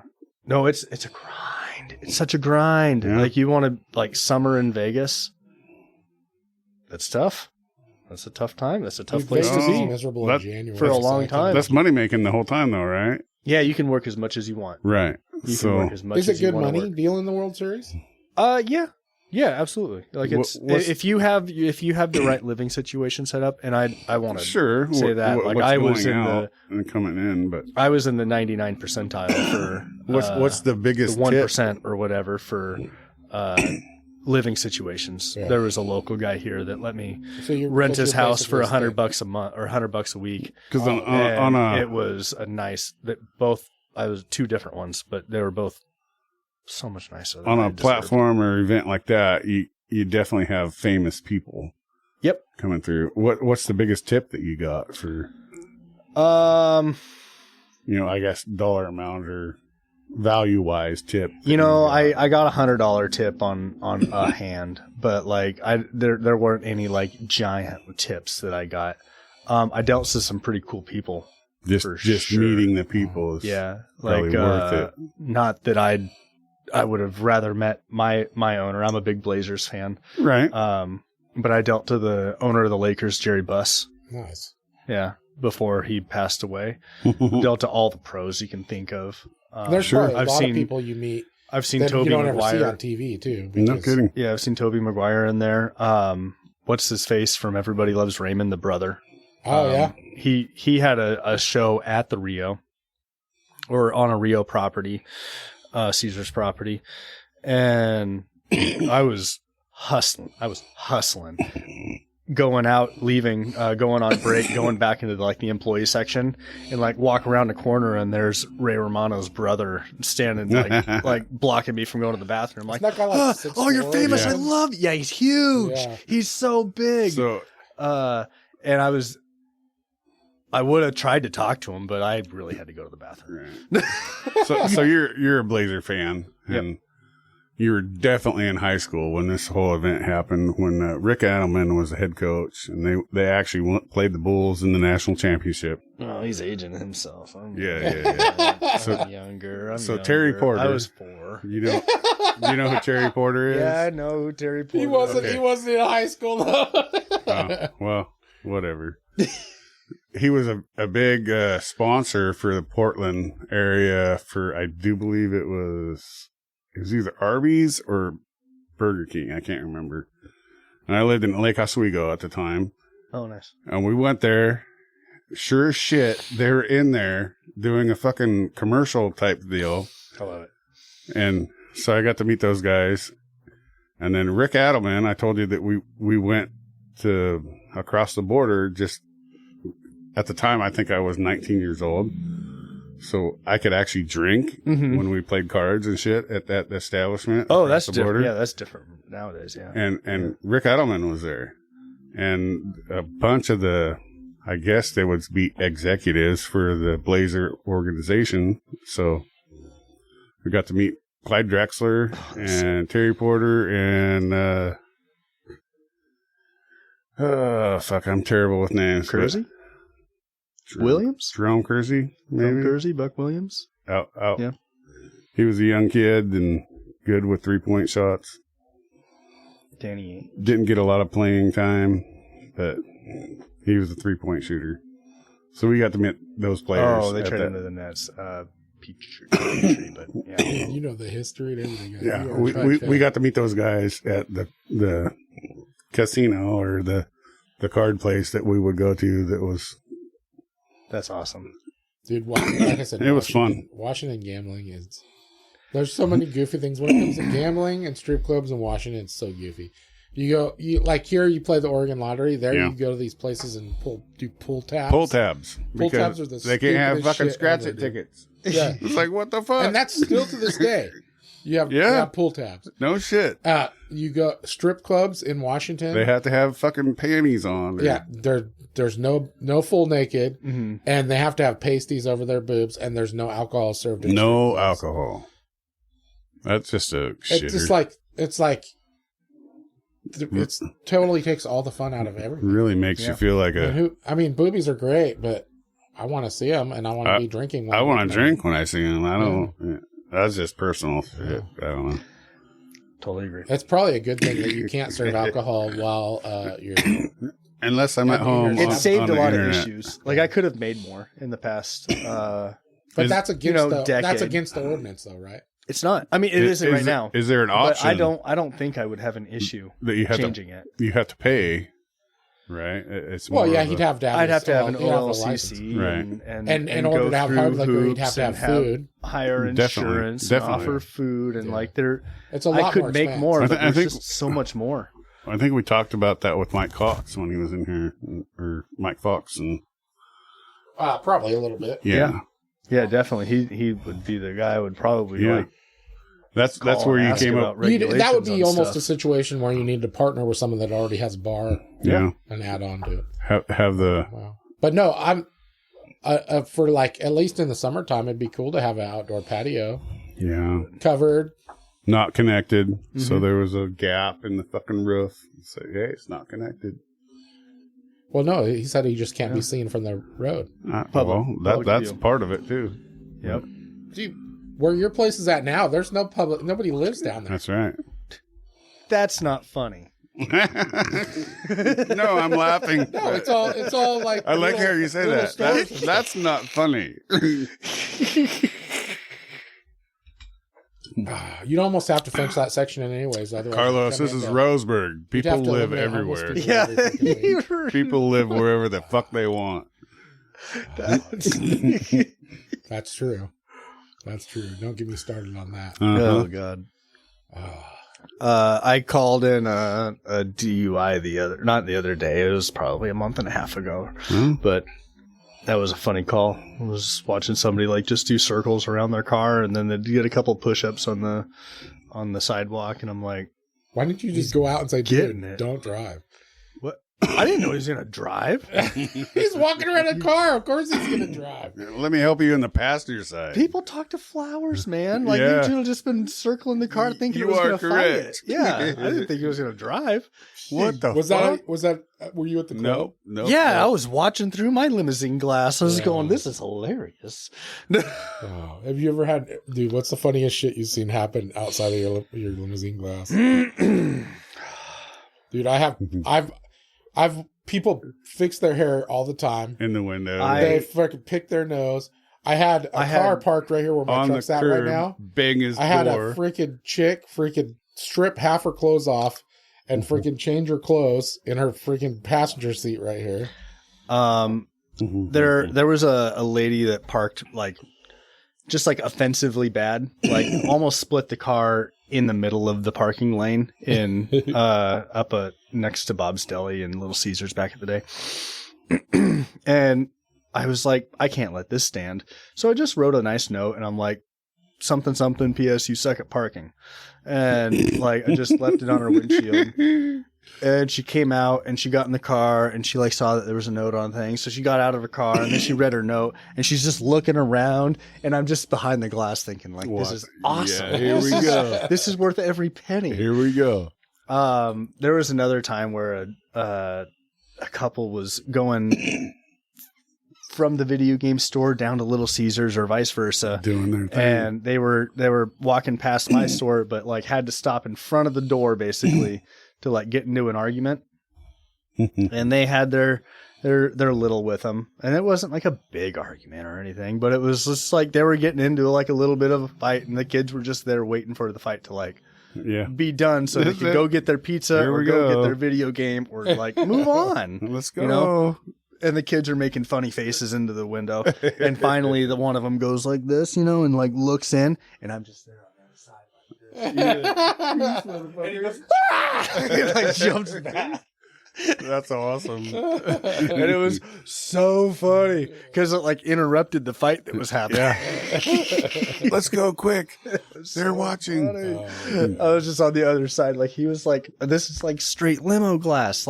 Looks in, and I'm just on the other side. Yeah, it's so people are oblivious to it. They don't even. It doesn't even go through their head that somebody can see out. Number one investment. It's wonderful to have. I It was know. better at Bob's Deli because there were more people when I was up at the. It's a vape shop now where I was, but Constant traffic. Yeah. Well, lots of people here are my regular customers, Mhm. and they don't realize how big the building is. So they think it's very long. that all of this The gun store is over there. is the store. This is some sort of office building or something. Yeah. Yeah, they don't realize that my office is off the end and that I can see them. So, but yeah, it's pretty fun. I like to laugh, and people parking here is always Just fun. human nature is just. It's a confusing ass parking lot. Yeah. I don't know where to park. I had to ask you, is this good?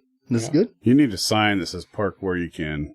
Park where you can. Just put it on the side of the That would building. ruin my entertainment. I know. It might make it better though. No. The guy running over the fucking curb last week. I take full credit for the assigned parking spots in that Bob's Deli Sure. Video Games Plus lot. If you have an assigned parking spot, this is for this business only, that's my fault. Nope. Yep. If you park Nothing somewhere wrong for with Little that. Caesars, but you're going to Video Games Plus and you're the jerk, and it's my fault you're the jerk. Guess what? You're on video. So part of the reason that this place has never had any kind of lines or anything like that is because of the freaking city ordinances for handicap spots. Basically, because of the size of the building. Yeah.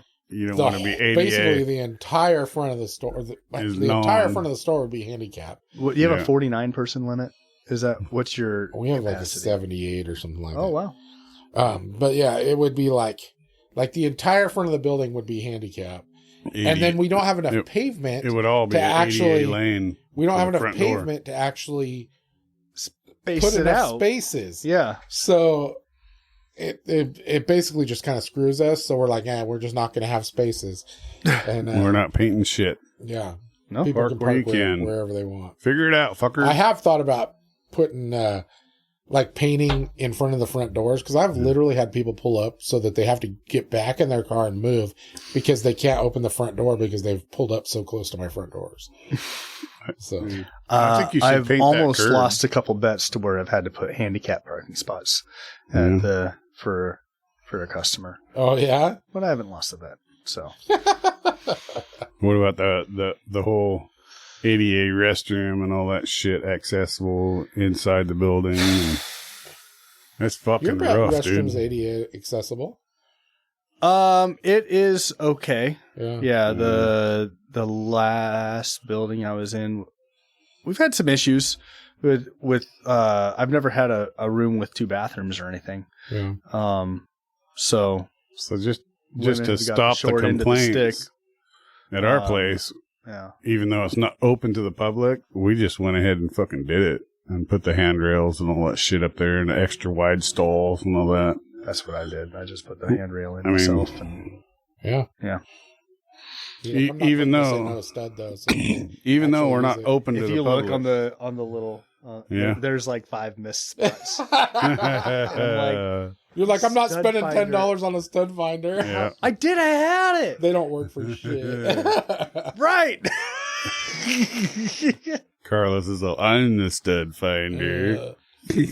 Oh, I'm a pretty egregious dad joke offensive guy at my house. My kids, Beep, beep, beep, beep. dude, dad jokes are the they one tries to humor me and say, "Good one, Dad," Yeah. and Kalina does not. best. She's like, shut up. Yeah. That was stupid. But sometimes she tries to tell me them, and I'm like, "Thank you, I appreciate you." Yeah. Yeah. It's always Do what? I say it's always like American Dad humor, or, you know. Yeah. So you said you're in your 5th location? Yep. How come so much moving? I mean, I know. I the never first moved you it the first time. Yeah. No, they So when I sold it and I bought it back, it was in location number 2. Okay.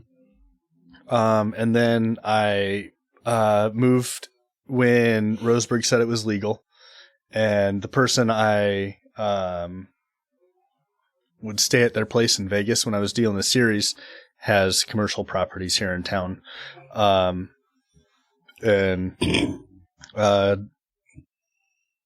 I got into one of his buildings next to Bob's Deli there. And that was awesome. And then around about the start of COVID, actually, we got booted for parking issues with No. Video Games Plus and Little No Caesars shit. and everything. Yeah. Do you know Howard Johnson?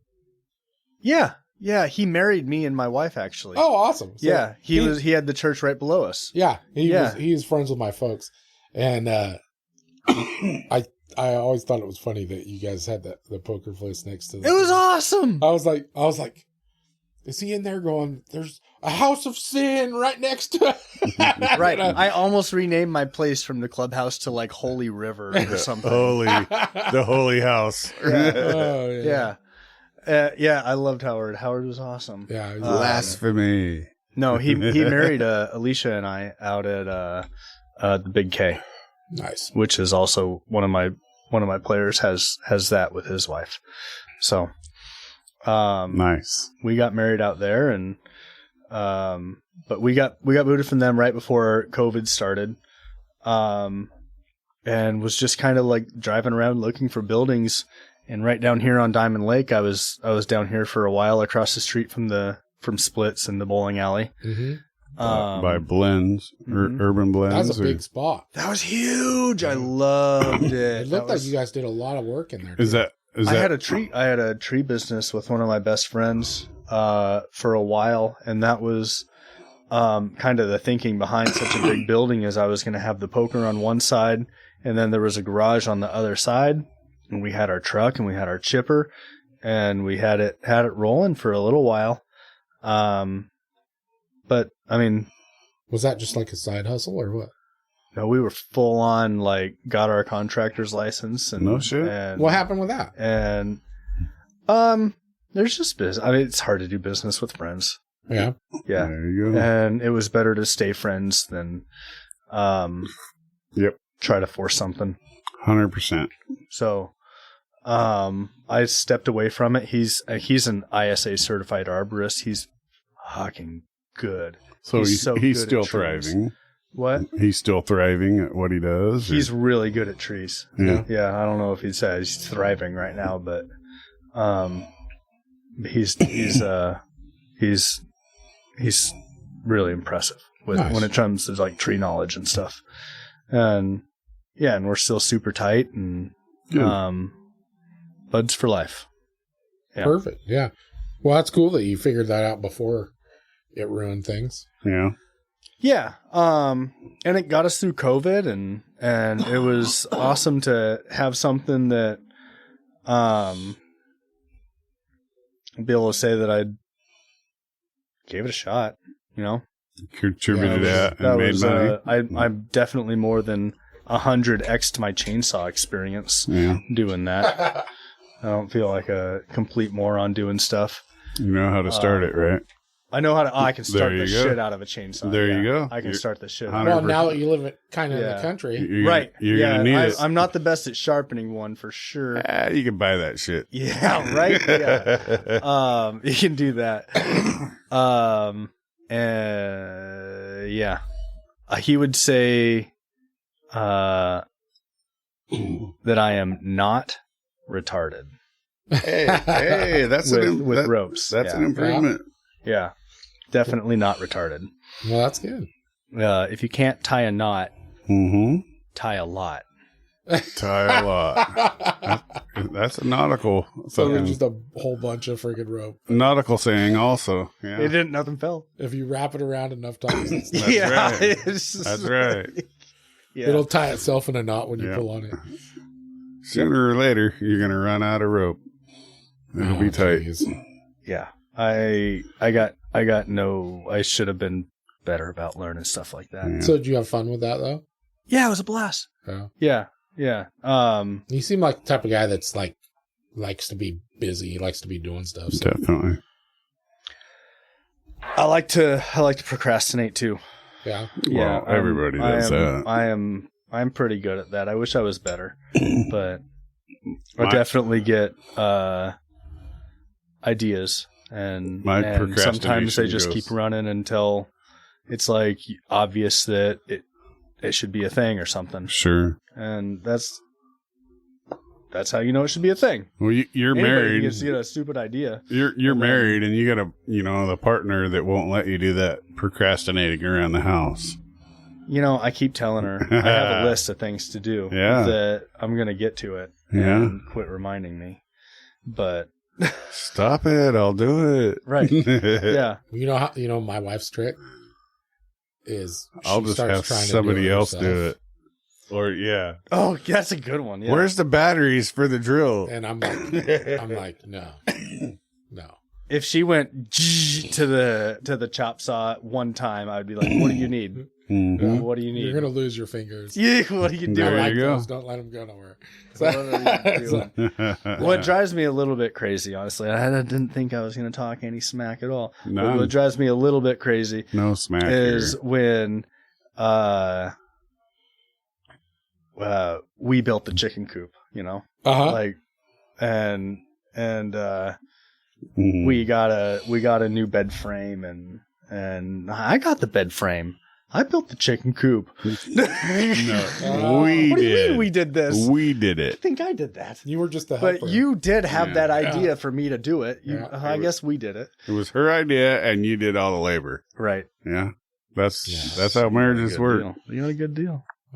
My wife's pretty good about like she gives me credit for the shit I do. But Yeah. if I wait too long, Mhm. I'll come home to a disaster that she has started, Hey, babe. and then I have to go back and redo it or fix it. So yeah, but I don't even like it when she hangs a picture on the wall. yeah, Yeah. I'm like, you cannot hang Stop this it. like wood, like oak frame picture frame with a thumbtack. This is like I'm 90 sorry, pounds. you can't do it. What are you doing? Well, just in the middle of the night, sometimes we'll hear like like something falling on the ground, and you're just like, what was that? And comes out of bed, and you're like, this was hung up with a thumbtack. Yeah. This is why you don't do that. Yeah. But and then it turns into, I asked you to do this months ago. Oh, No. Yeah, no, that's the good things though. So a couple years ago, you kind of took over that tournament at the fairgrounds. yeah. My first year there was only 3 years ago. So that was the last year I didn't do it, but I was dealing. Yeah, you were dealing, and you were basically running it. I had a lot of input. Yeah. Yep. And then the last 2 years, you've been actually like running it. That's cool. Yeah. Yep. The company that had the contract through the fairgrounds to do that tournament, just that was the only thing that they did poker wise for the year. They would do a bunch of casino nights for companies or bachelor parties or whatever, but that's the only thing poker they would do. So they didn't have anybody that was knowledgeable in how to run an actual poker tournament. So it was the number one complaint every year was the dealers are terrible. This is run really poorly. Of course. And, I had no idea. I guess the first year that I did that tournament was when I discovered that there was actually like a poker community. Yeah. In our town. And I had no idea that even existed. Which is kind of cool. Like outside of like home games, which are closed off because they're home games. Yeah. Well, and I did participate in a few of those years ago, but I kind of thought they were just like one little group of friends and that was it. I didn't realize there was like a whole community. That's why I brought up the whole thing of maybe something out in Camas or Myrtle Point or Coquille or yeah. There's enough players for it for sure. Yeah. But the poker community here in town is as diverse as Roseburg gets for sure. And and that's how you ended up getting involved with that fairgrounds tournament? Yeah, one of the directors out at the fairgrounds, or people on the board, is she brought poker to the fairgrounds. It was her idea because she's a poker player, to be able to make it a fundraiser. That's kind of cool. She just kind of was asking me to do it the last few years, and just being busy with parenthood and new marriage and everything else. I was just, it was just not the right time. And I told her that I was just not willing to do it if it was me providing the tables and the chips and all this and making a giant investment. And, one of the rooms up in Eugene ended up closing down, and the fairgrounds acquired all of their stuff, which made them able to run the tournament. So all they have to do is hire me. And I provide the dealers and the structure for the most part, of the tournament, and just run it smooth enough to where it looks like I know what I'm doing. Well, it's definitely been pretty cool. Yeah. I enjoy it. It's really cool to have something that's gone on for 10 years or 12 years or whatever. And people to say that like this is the best it's ever been. Like after I take it over, like it's a cool thing. It's got to be a sense of accomplishment and it pride, really is. Whatever, however you want to say it. And yeah. I mean, it's just a once a year thing. I'd like it to be more of a common thing, really. Definitely, because I have to get the license through the state is different from my social gaming license for the poker room. No shit. You have to get what's called a Monte Carlo license through the state. Jeez.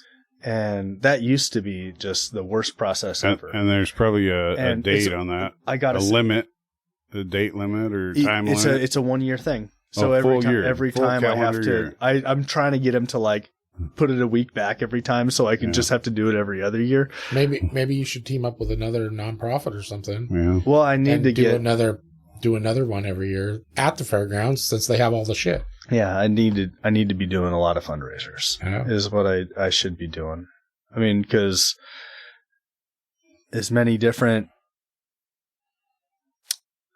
I mean, moms are really good with like bake sales and stuff, for the kids. But dads can go play poker and raise money for a sports team for the night. And honestly, you're talking about doing things for raising money or whatnot. But honestly, that's really the only thing I spend advertising money on is freaking supporting local stuff, local community. And I've found that I get more out of that than I do out of advertising.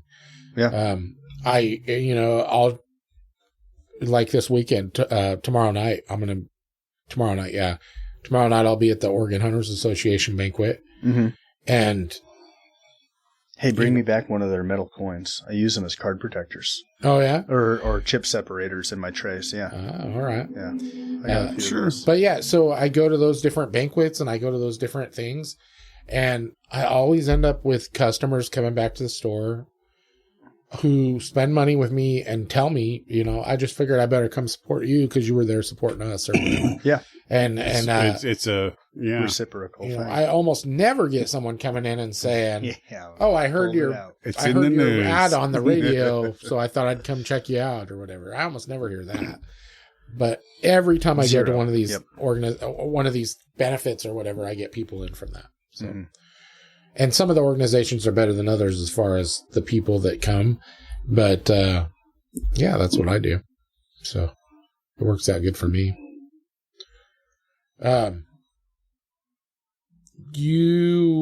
What kind of stuff do you got planned for the future? I mean, what would you like to see happen?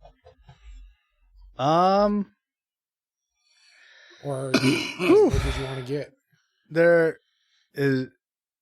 I haven't been doing a lot of, I used to, at the beginning of when I bought the clubhouse back in 2016, I was very motivated to like grow it, and like I was growing as a person, and I had my 7 like wheel of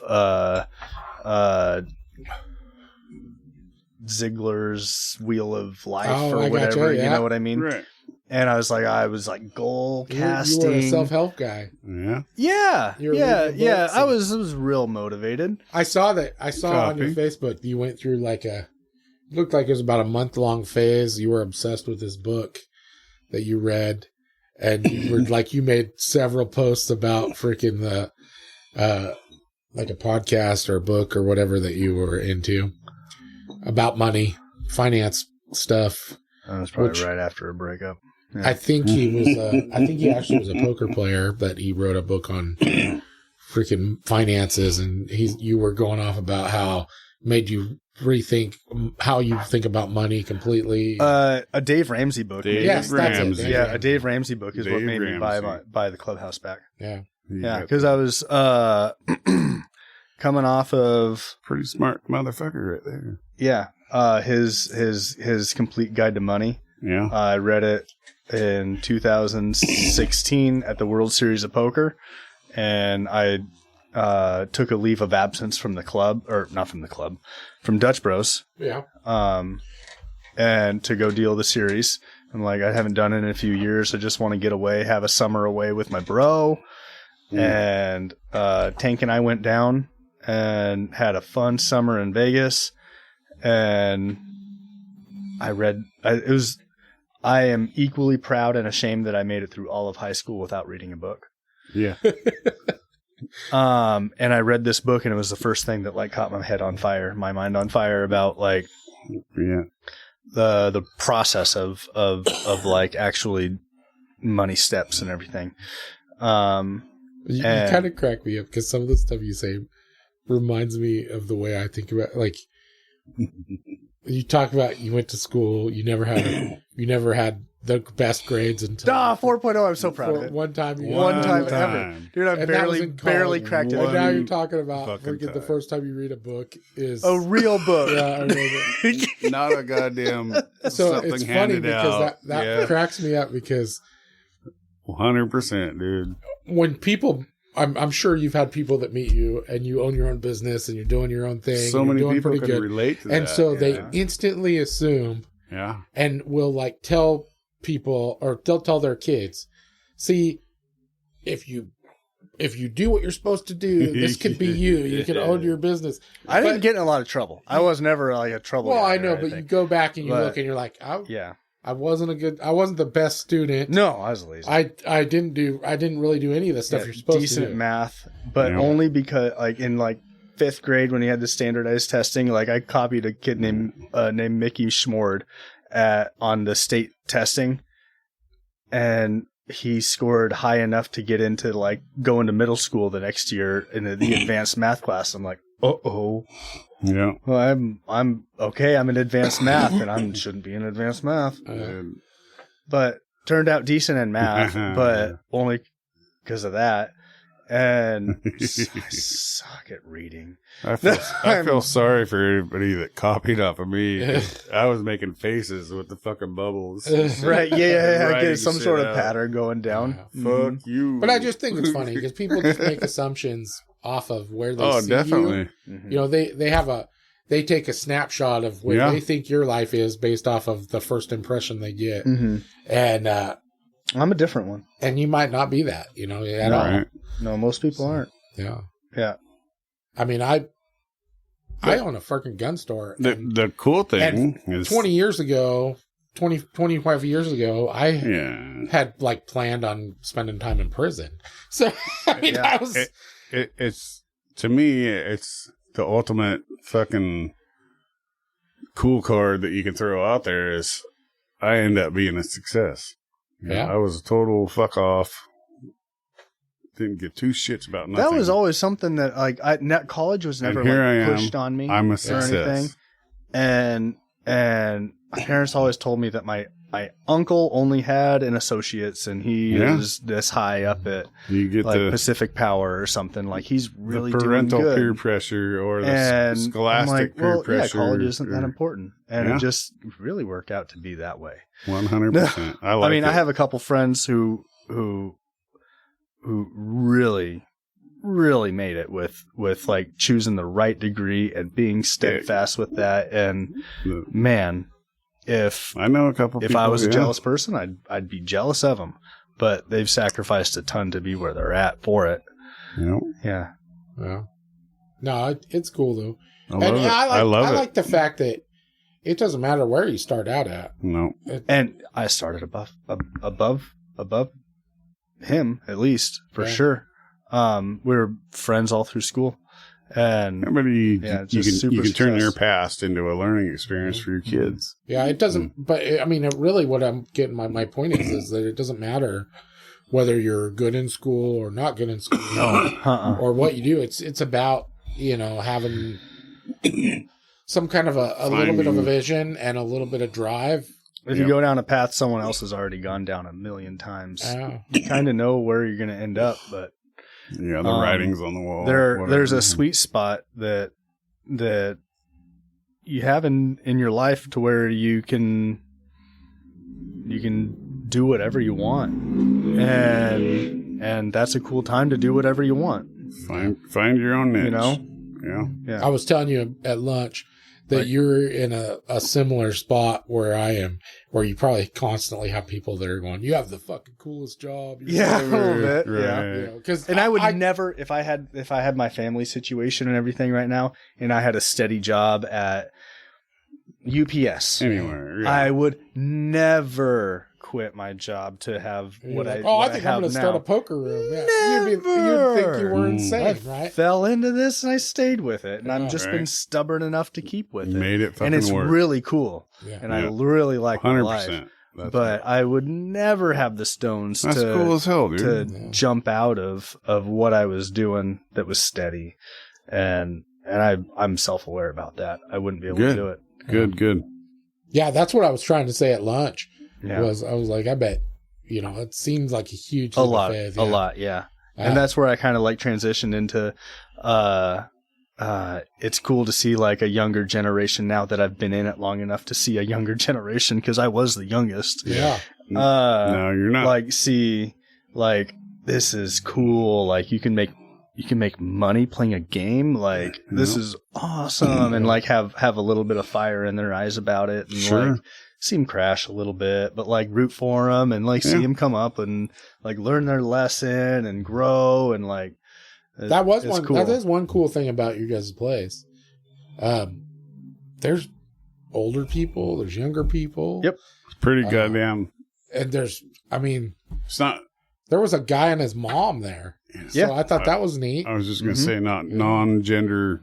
No, I mean, everyone knows everything. But everybody. no. wrong terminology, I guess. Non-gender inclusive. Yeah. Male and female. Yeah. No, but it was No, there's couples. There's, not the pretend there's people. old and young, and there's a guy who's 30 something that comes in with his grandpa who's 91. That's fucking badass. That's so cool. Yeah. To go play cards at a place. Those are gonna be the best. Where your grandpa who's 91. Just think of the that's whole awesome. Fucking. That's Is that one of your favorite things about having it? yeah, absolutely. Yeah, to see the different dynamics of people are when they're playing for a little money or something, and you see sometimes the best and sometimes the worst side of people. Yeah. And a lot of the best people have a side of them that's not the best. Sore losers and sore winners, right? Yeah. And when the bad winners come out and the sore losers come out, and whoa, let's all it calm down it all blends, and it's a wild ride with the balancing of personalities, but it's cool. It's fun. Yeah, that is neat. We got a little off topic there because I had asked you what your plans were for the future. What are you talking about? I kind of derailed you because you were like, I did that on purpose. Yeah. We have a topic? No. What? I've really just been focusing on the now. Yeah. Just Nothing wrong with that. like I was telling you at lunch, actually. I hear a lot of people say that during this stage of my life, I wish I would have been at home more, or I wish I would have like really seen my kids grow up or whatever. And I 100%. I get to see my kids do that, and I get to be on 5 acres out Camas doing that, and fucking sweet, and dude. there's just Absolutely feels beautiful. like there's nothing better than it. Beautiful. Yeah, that is neat. Yeah. So But I'm just living in the now. A small thing that you could do is create a spot where I could come play poker and smoke a cigar. Small. It's itty bitty. Oh, it's starting to be a trend, Mike. You notice I try and convince everybody that they need a spot where I can freaking smoke a cigar and have whiskey. You do. I'm starting to fucking feel it. Yeah. You can't at one of Fox's places, right? Oh, there's no smoking room. No smoking. It has to be like some Outside. That's like the only place you can do it inside. Yeah. That's why I said, it doesn't, not connected to the other building. Leave a breezeway. I've been planning. So I have like 10 friends that are electricians. So you'd think I'd get one of them to get in here to put some kind of ventilation in here. Fuck so that. A cigar This is a small room, man. But I also got to make sure it works really well because he can't fucking breathe, so I don't want to kill him. Right. So, but yeah, he does want to kill me, but that's a plan different way. Slowly. Yeah, he wants to be it. Bam, all at once. No, I love what you're doing though. It's fun and it's cool, and I like the way that you keep it. It has a different vibe than any other room in the state. You're just I'll tell showing you up to a that. house game. It doesn't feel like you're going to like. Yeah, and the first time I went there was a little bit intimidating, but that's just because I really didn't know anybody. Yeah, I haven't. Like the last time, I walked in and freaking a bunch of people were like, "Hey, we know you." After your first time, you're not a stranger. That is the cool thing to me. I haven't been there, but that's the cool thing to me is that it's local. Yeah, and.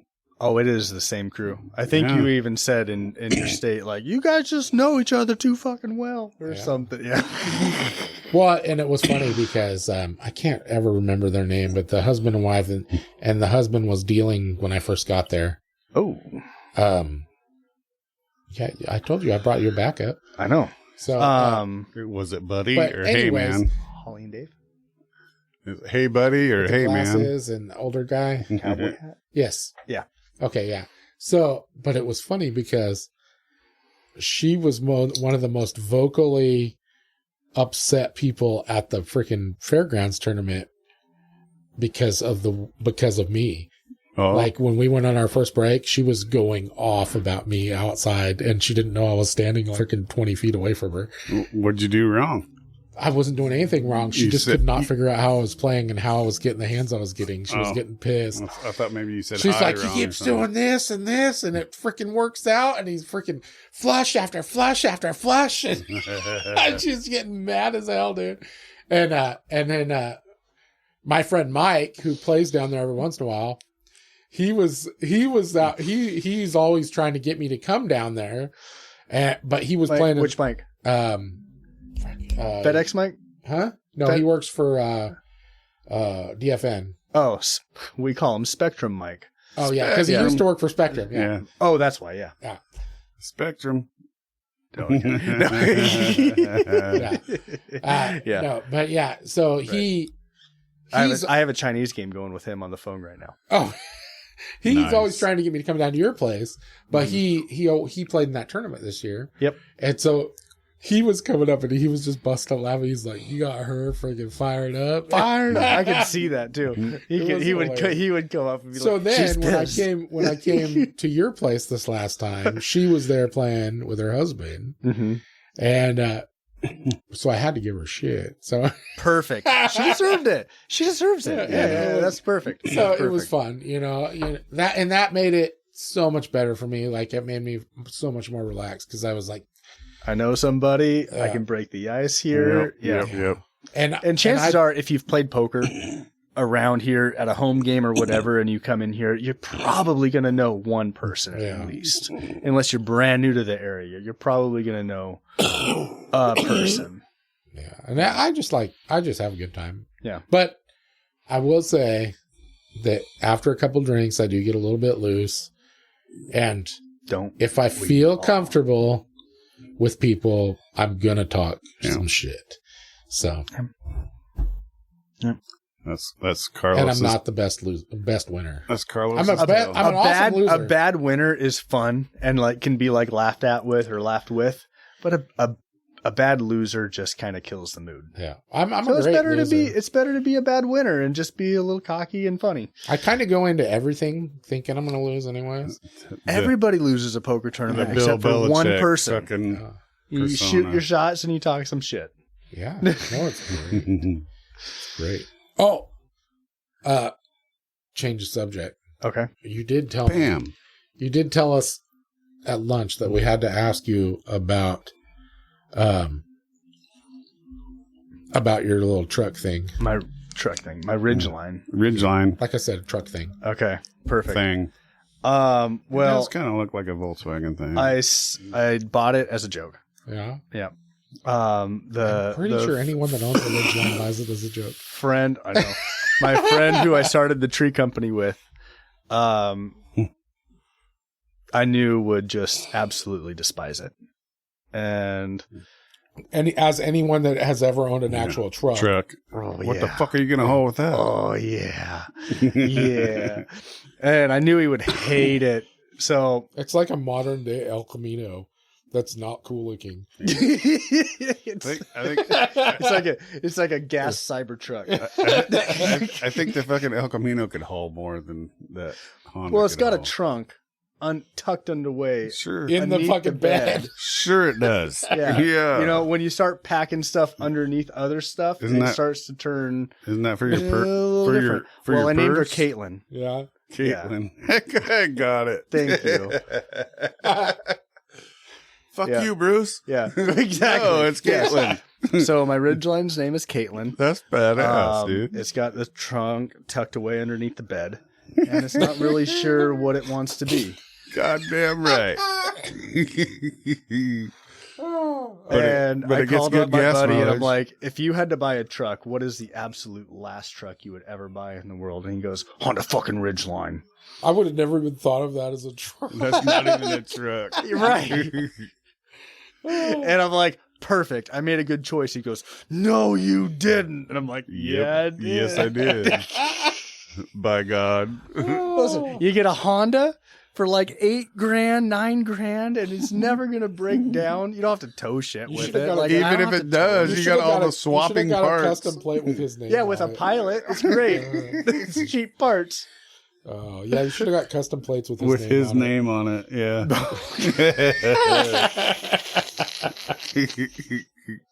I had a thing going with him for a while. Actually, one of my players grabbed a giant dildo and a suction cup on the end of it, and he stuck it on my passenger side window. Sweet. And I didn't notice it. And You didn't notice How? it. And I left the club, and I'm pulling out onto on Garden Valley. That's the story I'd stick to. And, and like out the back window, there's a dildo suctioned on my window. I'm like, ah! And I pull over into the market immediately. Thank God And I saw it. they have video of you pulling it off. Yeah. Well, that's how the transgender truck happened. There you go. Yeah, he had one, Oh but my now God. it's in the center console. You're like, this is not supposed to be exposed. Oh You're supposed to be my God. hiding You this. can't search my center console in that thing. There's one there. Yeah. You open it up and it pops up. I'm waiting to right? get revenge on somebody. That's funny shit. God damn. Oh, my son love it. or one of his buddies stuck a freaking magnetic freaking bumper sticker on my truck, on my old truck, that was something about freaking some gay pride freaking thing. Yeah. And they thought it was hilarious because I drove around with it on there for A while. a while. Because when are you going to walk around like that Yeah. portion Well, of yeah, your and I truck back if you back in into everywhere. a spot or whatever? They're- Yeah. they thought it out pretty good because I back in everywhere, so I never walk behind the back of It's my truck. just drive everyone behind you. Yeah. Yeah. Yeah. And when I did finally find it, I just instantly put it on somebody else's truck. Yeah. As you do, you know? Yeah. Yeah. But no, it was great. I'm still waiting. I'm driving around waiting for the right moment. Yeah, paybacks, huh? Yep. I like it. Yeah. So That's what the fantasy football trophy could be. no, because I want the trophy right now.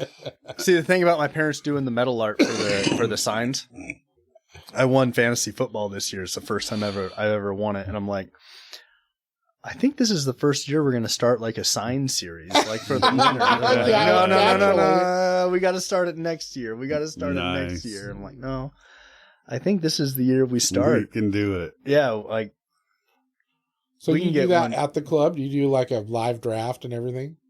yeah, we do it online, but we do it's live. I try to get everybody who can make it to the draft to make it to the draft because You it's should fun. have it there at the club. You It's can fun. actually show up, dude. Yeah. I do. Like I have people like show up at the club and I think 9 out of the 12 of us came this last time and drafted all at the same time, and 3 of us couldn't make it. 3 of them couldn't make it or something. But I used to It was a be fun huge time. into fantasy football, and I had a live draft once at my house, and had we had like a 10-man, only like 10 people. this is the first time we've ever done 12, Yeah. and it's the first time I've ever won it when like there's been the most in the prize pool. It's like, Yeah. Sweet. I've always done okay, but I've never freaking won. yeah.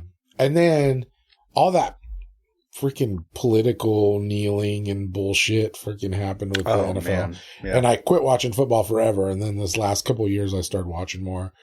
I was telling you earlier that this last year, my nephew introduced me to freaking sports betting, which was probably a bad thing. 'Cause I freaking It's fun. Yeah. It's fun. It makes it so every game is fun to watch. Yeah. There's a reason to watch every Yeah. fucking game. Or you can talk yourself into something to root for. Yeah. Yeah. But really, fantasy football was the same thing for me because that's the exact it same. made it so I was really watching is. every game, and you're watching the players. You're not watching the The freaking game. teams. It's Yeah. the players. Uh-huh. Yeah.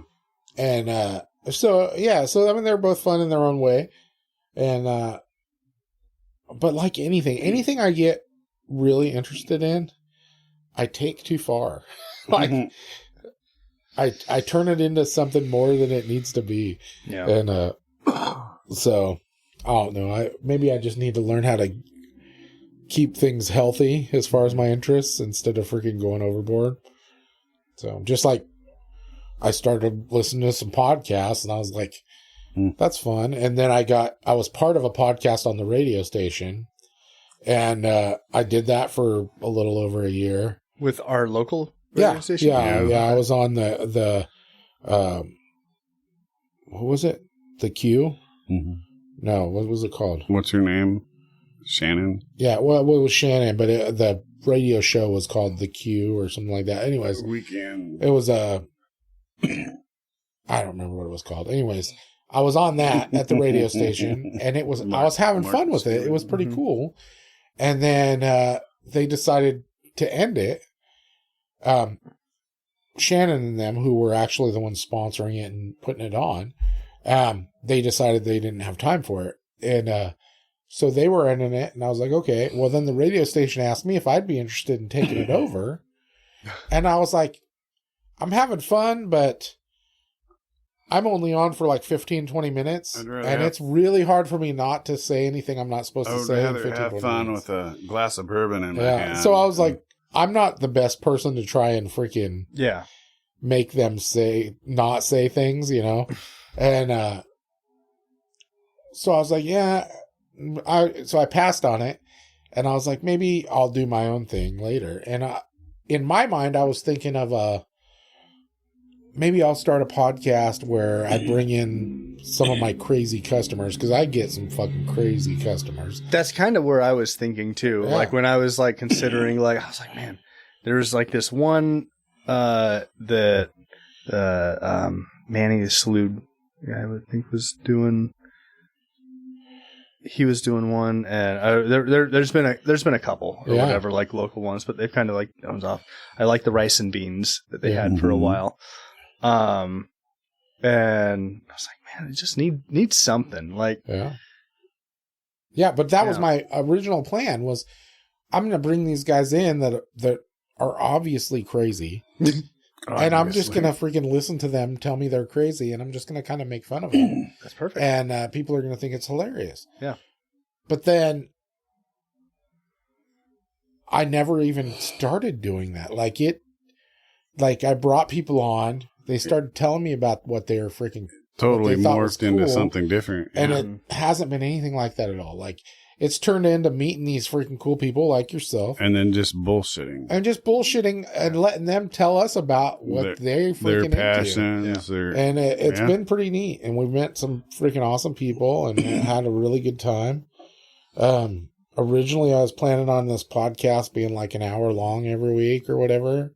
Yeah. And I think my shortest episode's like an hour and 40 minutes. When I was leaving the house today, I was like, well, he said the shortest one they had that they aired was like an hour 30. Yeah. And then like they're normally like 3 hours. And she's like, you're going to talk for 3 hours? I'm like, I think. Maybe. I don't know. Maybe so.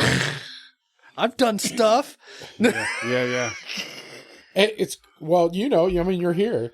So, I mean, it just turns into what it turns into. Yeah. You know, we just talk, and when it starts petering out, or when I see that it's been a long time, then I'm like, okay, we just need to end it. Yeah. Do you have your Instagram stalking notes or something over there? That's what this is, dude. He hardly ever follows through. Dude, honestly, well, that's good to look down at when I can barely read it. I have to put my glasses on to read it, which I have to physically not be talking. Writing. His own writing, and he can barely read it. So if he's about to put his glasses on, I can choose the subject. Exactly. Okay. You can absolutely choose the subject. I gotta go. Hit the...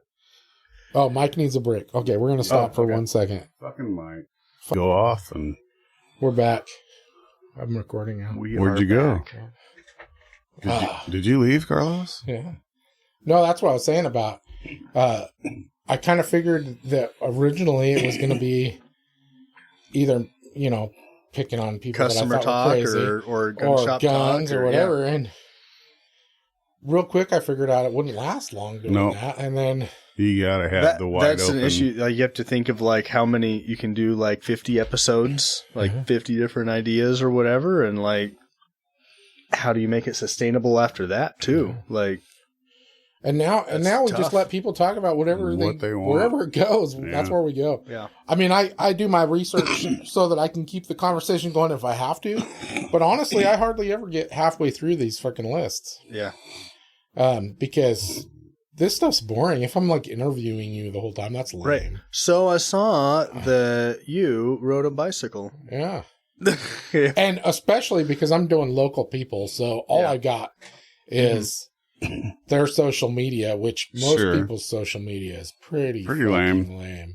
So, But you were telling me that mine was pretty cool, and I appreciate that. Yep. You have social media? Once you, yeah, I've been on stage. What?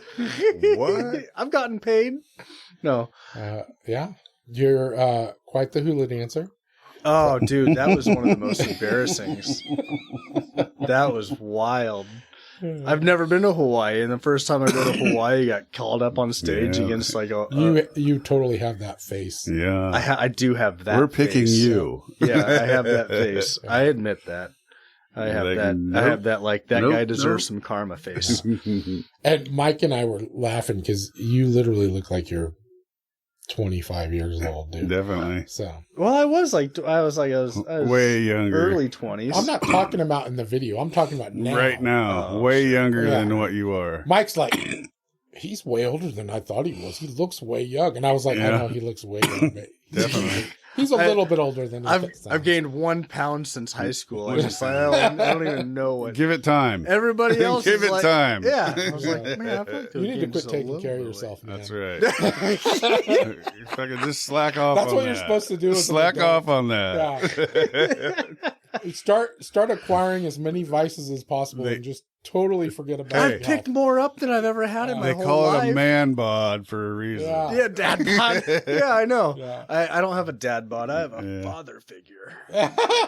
No, I don't think you have that either. Oh, here comes the dad joke. And unless you're like talking like Catholic church shit. Oh my god. I'm sorry. Oh my god. Yeah. No. I'm sorry. Yeah. Yeah, you're good with your hands. Oh, good Lord. When I go into the bank and I like make a deposit, I have an all cash business. And if I ever see a new teller, I'm so excited to see a new teller because I put both my cell phones on the counter and I like bring in my couple grand or whatever to deposit in my checking, and they have to ask. They have to. It's like by law, if you bring in a couple $1,000s, like they have to say, like, this? "Where did you get this?" And I say, "I'm a dealer." Yeah. It's fantastic. Yeah. Write that down. That's funny, dude. Yeah, I'm in a networking group called La Tip, and every week La tip, yeah, like Spanish for the tip. I don't know what it's about. Yeah, but we'll go with that. That's just what it's called. It's like nationwide, but Okay. So I'm in this networking group, and every week when I introduce myself,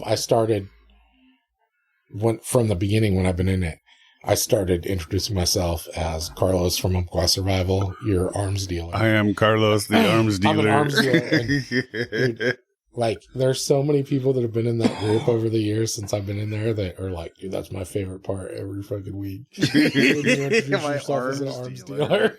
Nice. Sounds badass. Yeah. Sounds badass. Hell yeah.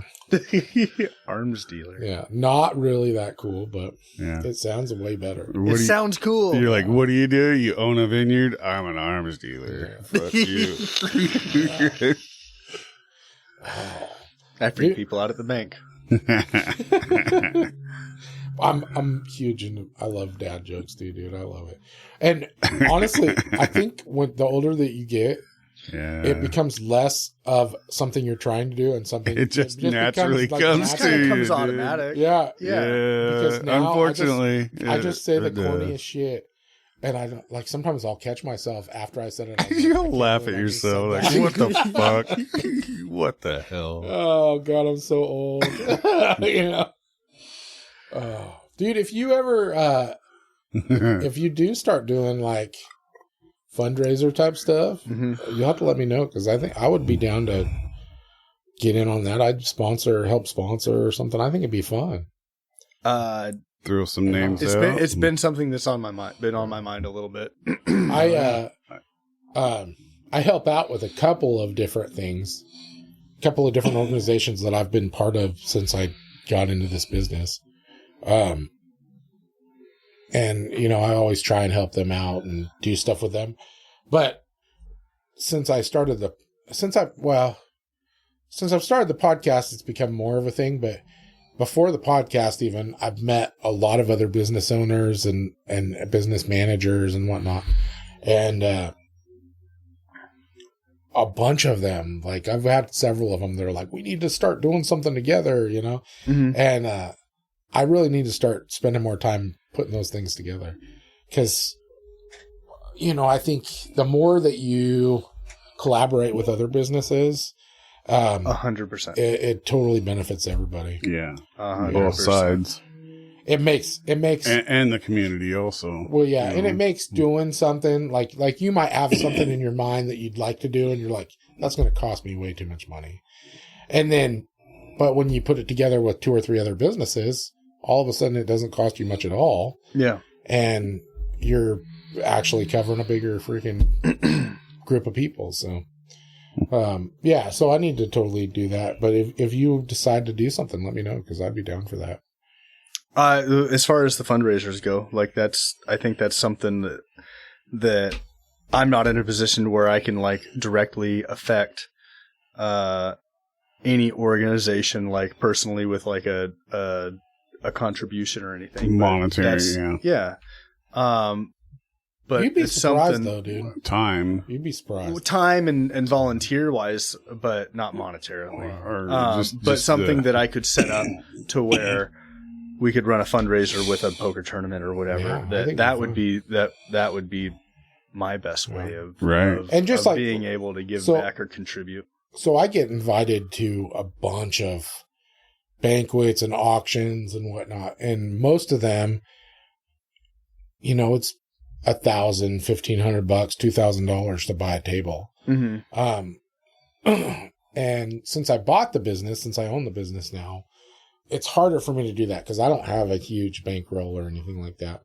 And so I always look for now I'm looking for other businesses that want to support those things but can't afford to do a whole table by themselves. Yeah. And so, I mean, if you're ever down for that too, I'll split a table with you, or pooled members. Yeah. Because most of those tables seat like the OHA banquet seats 10 people. 10 people. Yeah.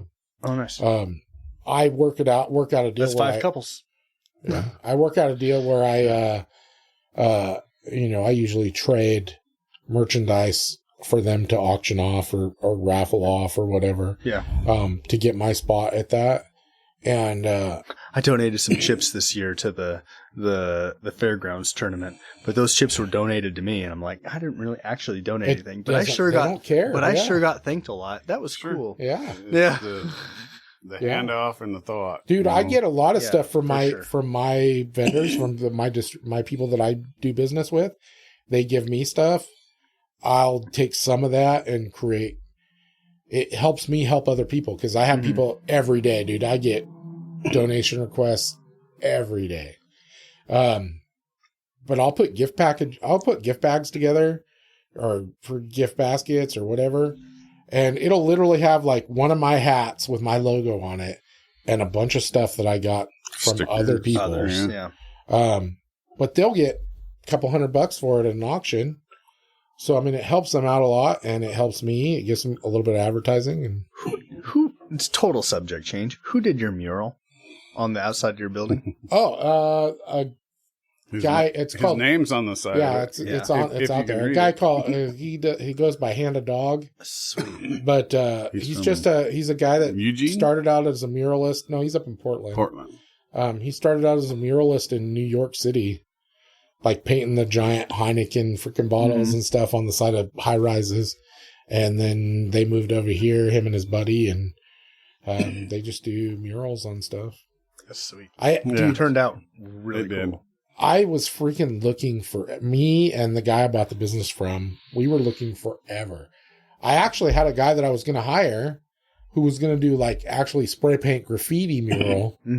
That turned out way better. I thought it was going to be. I thought it was going to be graffiti awesome. I thought we were going to get this done. And then he came in one time, and he didn't like guns. Well, no, he was talking about. He was doing a mural on freaking one of the smoke shops here in town. Yeah. And I was probably across the street where I used to live. And I think maybe me and my employee made a couple of freaking jokes about potheads and shit. He didn't like it. And politically, he basically said he just never fucking returned any calls after that. He just ghosted us.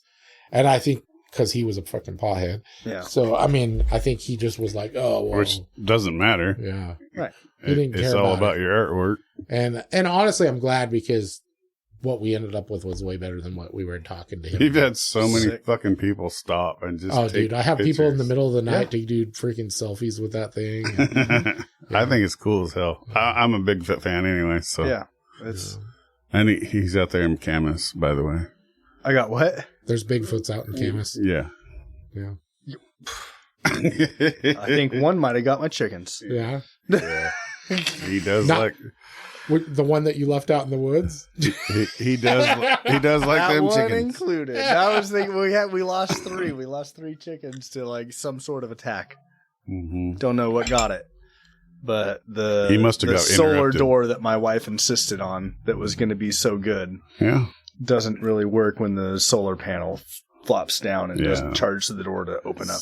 Well, some reason they need the sun. Solar is super freaking unreliable because there's not enough sun most of the time. Some reason. You're right. Yeah. You're right. And, the door just stayed open and something walked in there and said, come here. Lunchtime. You're coming with me. Yeah. Well, I'll tell you, one of the biggest freaking things on the ground for killing chickens is skunks. Yep. Yeah. And and the only thing they're after is to catch a skunk. Eggs, but they will kill the bird to get to the egg. The birds were like intact, pretty much. Yeah. If all they went after was eggs, was a skunk.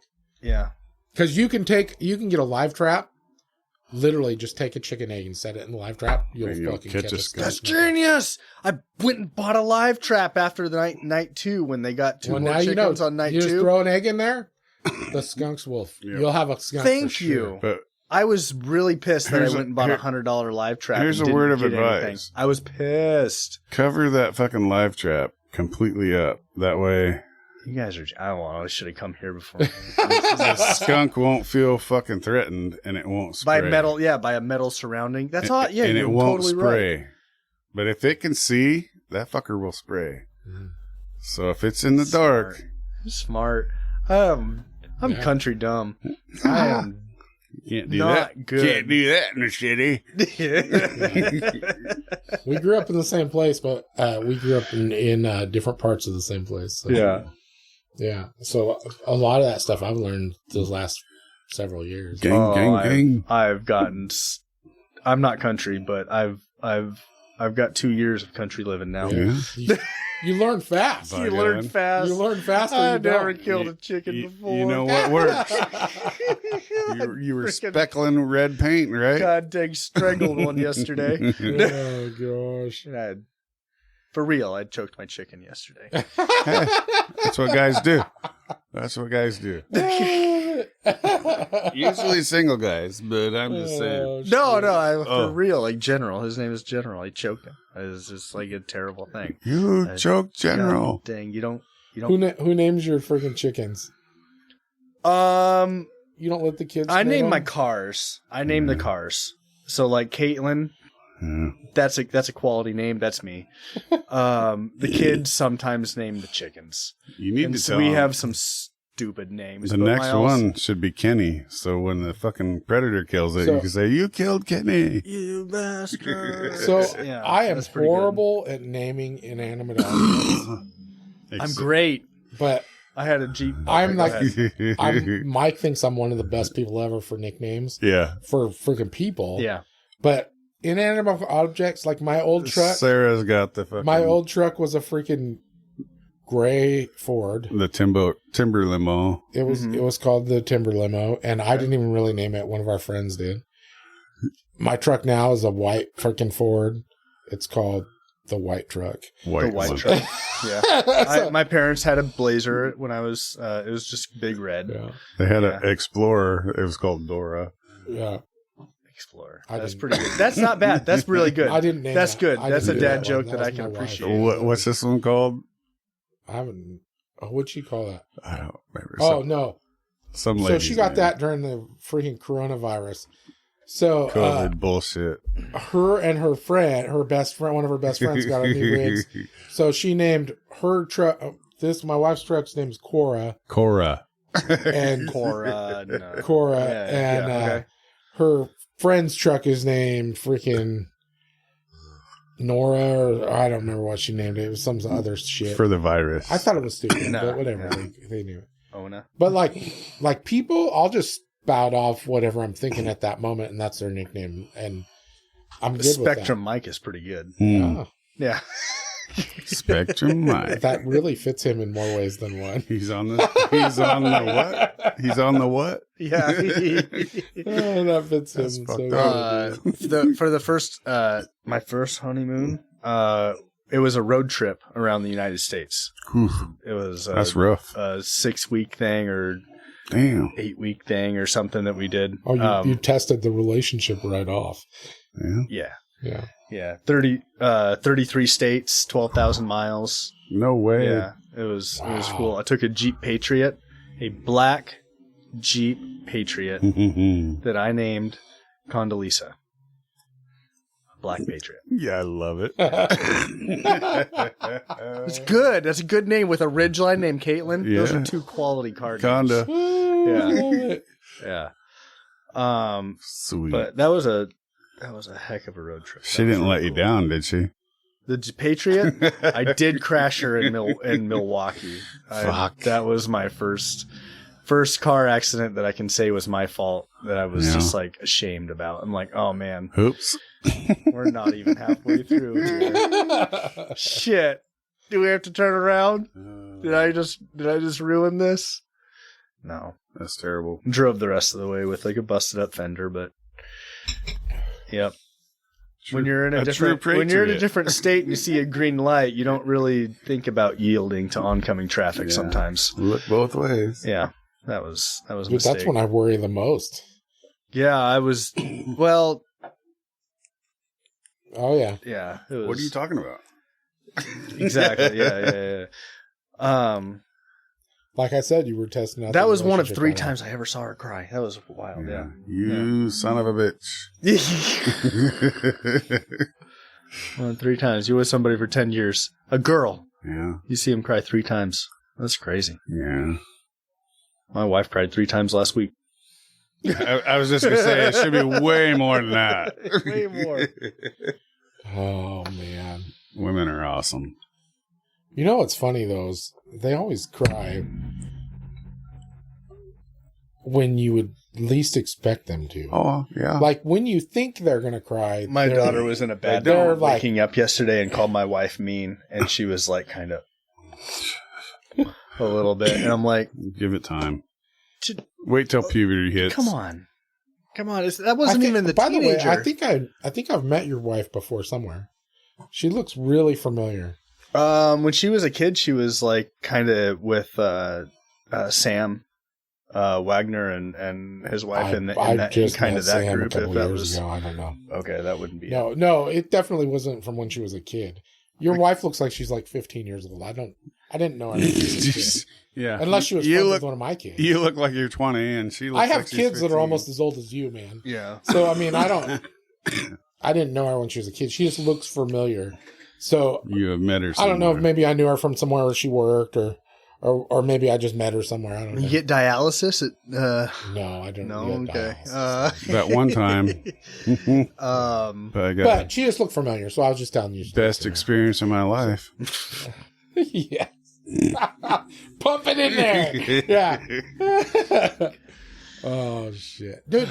So when you were over by Bob's Deli, I think that's where you were at. You came in here talking to me about getting a gun because you were like, "Well, I own a poker room. Maybe I sure did. I sure did. I think I'm starting to think maybe I need to have some protection." I'm shocked you remember that. Yeah. And did you ever get a gun?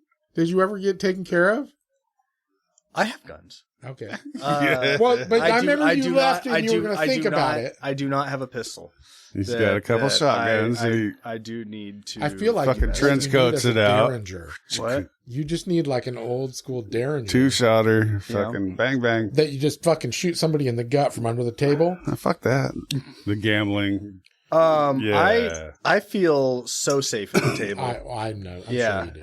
At all times during a game. It's after totally the bank deposits. It's when I'm leaving and when there's no one else there. When there's a game in progress. You just need to get you that full leather. There are some ex-sheriffs and everything else in the room that I feel fine that they are packing. Your place could be kind of in a shady spot if the wrong people are around. For sure. But that shady person that coming in doesn't stand a chance. Yeah, you just tell them after you're closed. You just tell them, hey, the cans are over there, and they'll leave you alone. Oh yeah, just throw one of the green bags at them, fucking just take off. Yeah. Bottle drop is the best thing in the whole world. No, what are those? I feel like I'll say the old head again or whatever. But like I've been like I was in business in 2008 for the recession. Like I felt stuff, you know. He felt stuff as he was going home to his parents' house. Right. He's like, it was rough. I didn't make shit today. I'm glad my mom's got dinner ready for me. I'm gonna make shit. I'm glad I didn't owe shit. Yeah. Wow. I didn't make shit. I'm glad I don't owe shit. You're like, Dad, I don't know if I'm going to make rent this month. Could you tell me when that? I moved out, I actually moved into my dad's rental that I was telling you about too. So for like the first 5 years of renting, I had $300 a month rent in my house. You could fuck right off. No, he's killing me. You need the old Western. What do they call it? The full leather duck slicker. 2 fucking sawed-off shotguns, one on each side. And a little one sounds pretty good. And you would be fucking... I need a little, You would be perfect. Yeah. Holster underneath the table, you know? Yeah. That's the Derringer. Yeah. No, I bet I could imagine that though. Saturday night especially because you're an special. all cash business. So I mean, all cash. Yeah. Yeah. Yeah. I could stay away from them pussy stun guns. Yeah, dude, fucking stun guns. Anyone that's on fucking meth is just please don't shot. They're gonna be like, oh, stop! Please stop. You made me pee my pants. Oh man, that already happened at the club. Yeah. That's fucked up. So, well, yeah, you live in the country now. You gotta have guns, dude. Yeah, I have a few. I was telling you my property. You definitely need to have a gun if you're going to catch a skunk in a live trap, right? Because 22. You don't catch them in a live trap to keep them alive. No, some people do. No, that wasn't the plan. Are you some people? No, I take them to the mountains. The mountains. Fuck yeah, I love it. Yeah. Come on, Peppy, let's go for a ride. I'll max out my tow capacity or haul capacity on the ridge line, toss a live trap with you can only put one in there. Only one. Ask me about my ridge line. Oh, God. You got to stick it in the under compartment. In the trunk. Yeah. God. That's so funny. That's freaking funny shit. Hell yeah. Oh, no. No, I was just wondering if you ever did get... I never did get a pistol. No, I need to get a pistol. I know a guy that get you taken care of. Yeah. Okay. Or we can sell you some cooler shit, too. I need to get a pistol. I have a shotgun and a... Cool shit, and like a 243 Maverick. And a really nice, really cool 30-30 special from my grandpa that's really old. I need to get actually probably a Winchester, a fucking wall hanger, yeah, lever action rifle, cool as hell, yeah. Beautiful guns, yeah, it's awesome. I actually was talking to my son, who, like I said, lives out there. He actually lives not very far from you. Yeah, up on West Side or whatever. Yeah. Right? Yeah. He was saying that he wants to learn how to play poker because he's only played a couple times and doesn't know very good. Oh, are we getting it? Yeah, we are. I love it. What was that, dude? Perfect. Where did that? That was the pause and like pose Oh my with me, god, babe. dude! They were posing. That was awesome. That's the benefit of limousine class right there. Oh my god! What's that freaking? Look at me. What's that movie, dude? The what's that fucking comedian where he's a fucking supermodel? Yes. You know what I'm talking about. Owen Wilson and fucking Yes, and Zoolander. Zoolander. There we go. That was the Zoolander right there. Strike a pose. Yeah. He did a 270 because he can't turn left. Yeah. Right there. Yeah. No. I can only turn right. That was hilarious. Oh shit. Oh, that was the best. No, my son was telling me that if I'll teach him how to play poker, that he would come down there and play in a tournament with me. So I'm gonna have to show him the basics and then bring him down there. It's intimidating the first time, but like it's a casual group. Everybody knows everybody. Like if you got to pay like the attention because vibe- there's some of your tournaments are a little more expensive. Yeah. And some of Yeah, them, for sure. sometimes you do some that are a little more affordable. Mm-hmm. If you're starting out, the Wednesday and Sunday tournament are definitely the ones I recommend for sure. The Sunday 5:00 and the Wednesday 6:30. Well, tournament.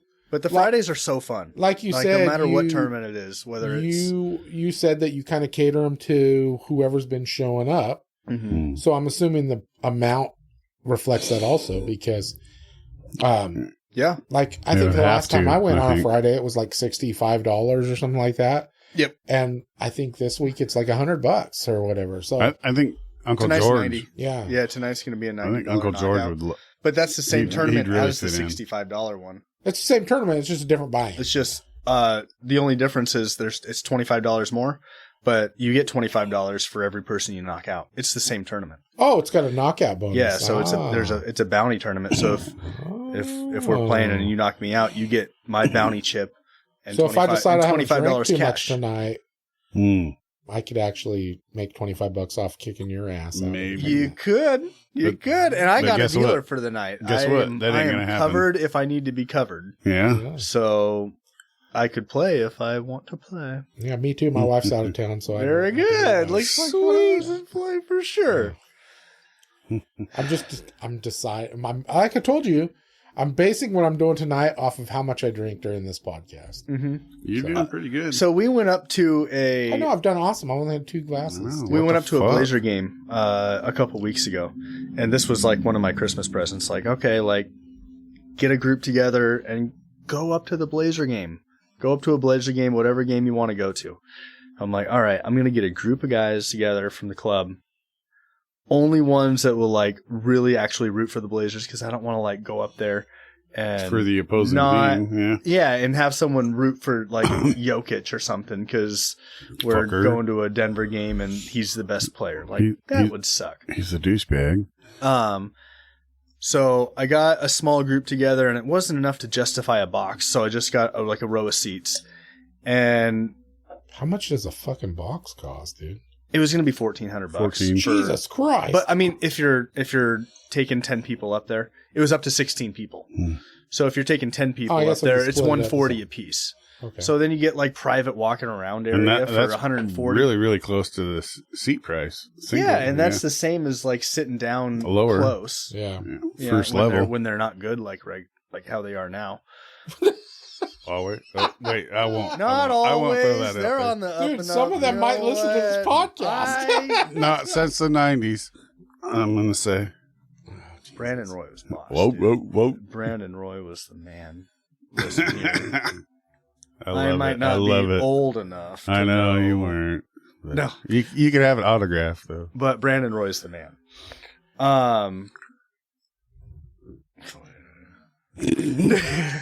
Don't be talking shit, dude. You got me all sidetracked. I'm not. Got me all mad. I'm not. He's turning all red again. Got me all mad. No. Fucking my wife came went up with us, and I ended up driving to the Blazer game. And I don't get out much. My daughter was born like the weekend of St. Patrick's Day, and I used to love pub crawling. Yeah. I loved pub crawl. I haven't gone on pub crawl since she's been born.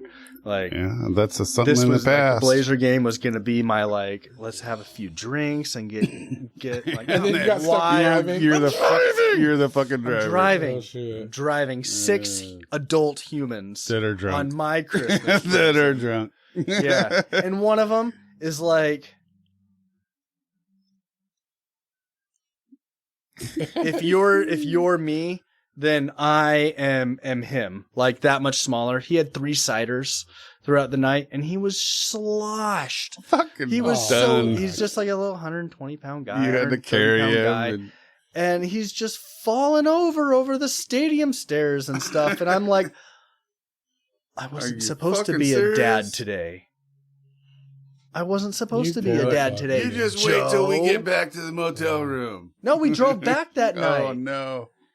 Yeah, 7:00 game. I'm driving back. I drop everybody off at 1 a.m. at the poker house where we met. Like, Fuck you guys. See you later. I did that once with my wife. She wanted to have a go couple see- drinks. So what I was saying was this was like, hell yeah, I'll do your podcast. I'll have some Yeah, this drinks. is like your I man haven't time. got to actually drink in a while. Hell yeah, bro. Yeah. Dude, you don't know how many of my guests have had to be picked up. Yeah. That's Yeah. quite I awesome. was actually like thinking about that. I'm like, okay, Usually Carlos challenges. Yeah, Like, I'll give you a my ride over dad, there. or- okay. Sounds good. Yeah. So I did that with my wife one time. She wanted to go to freaking who was that?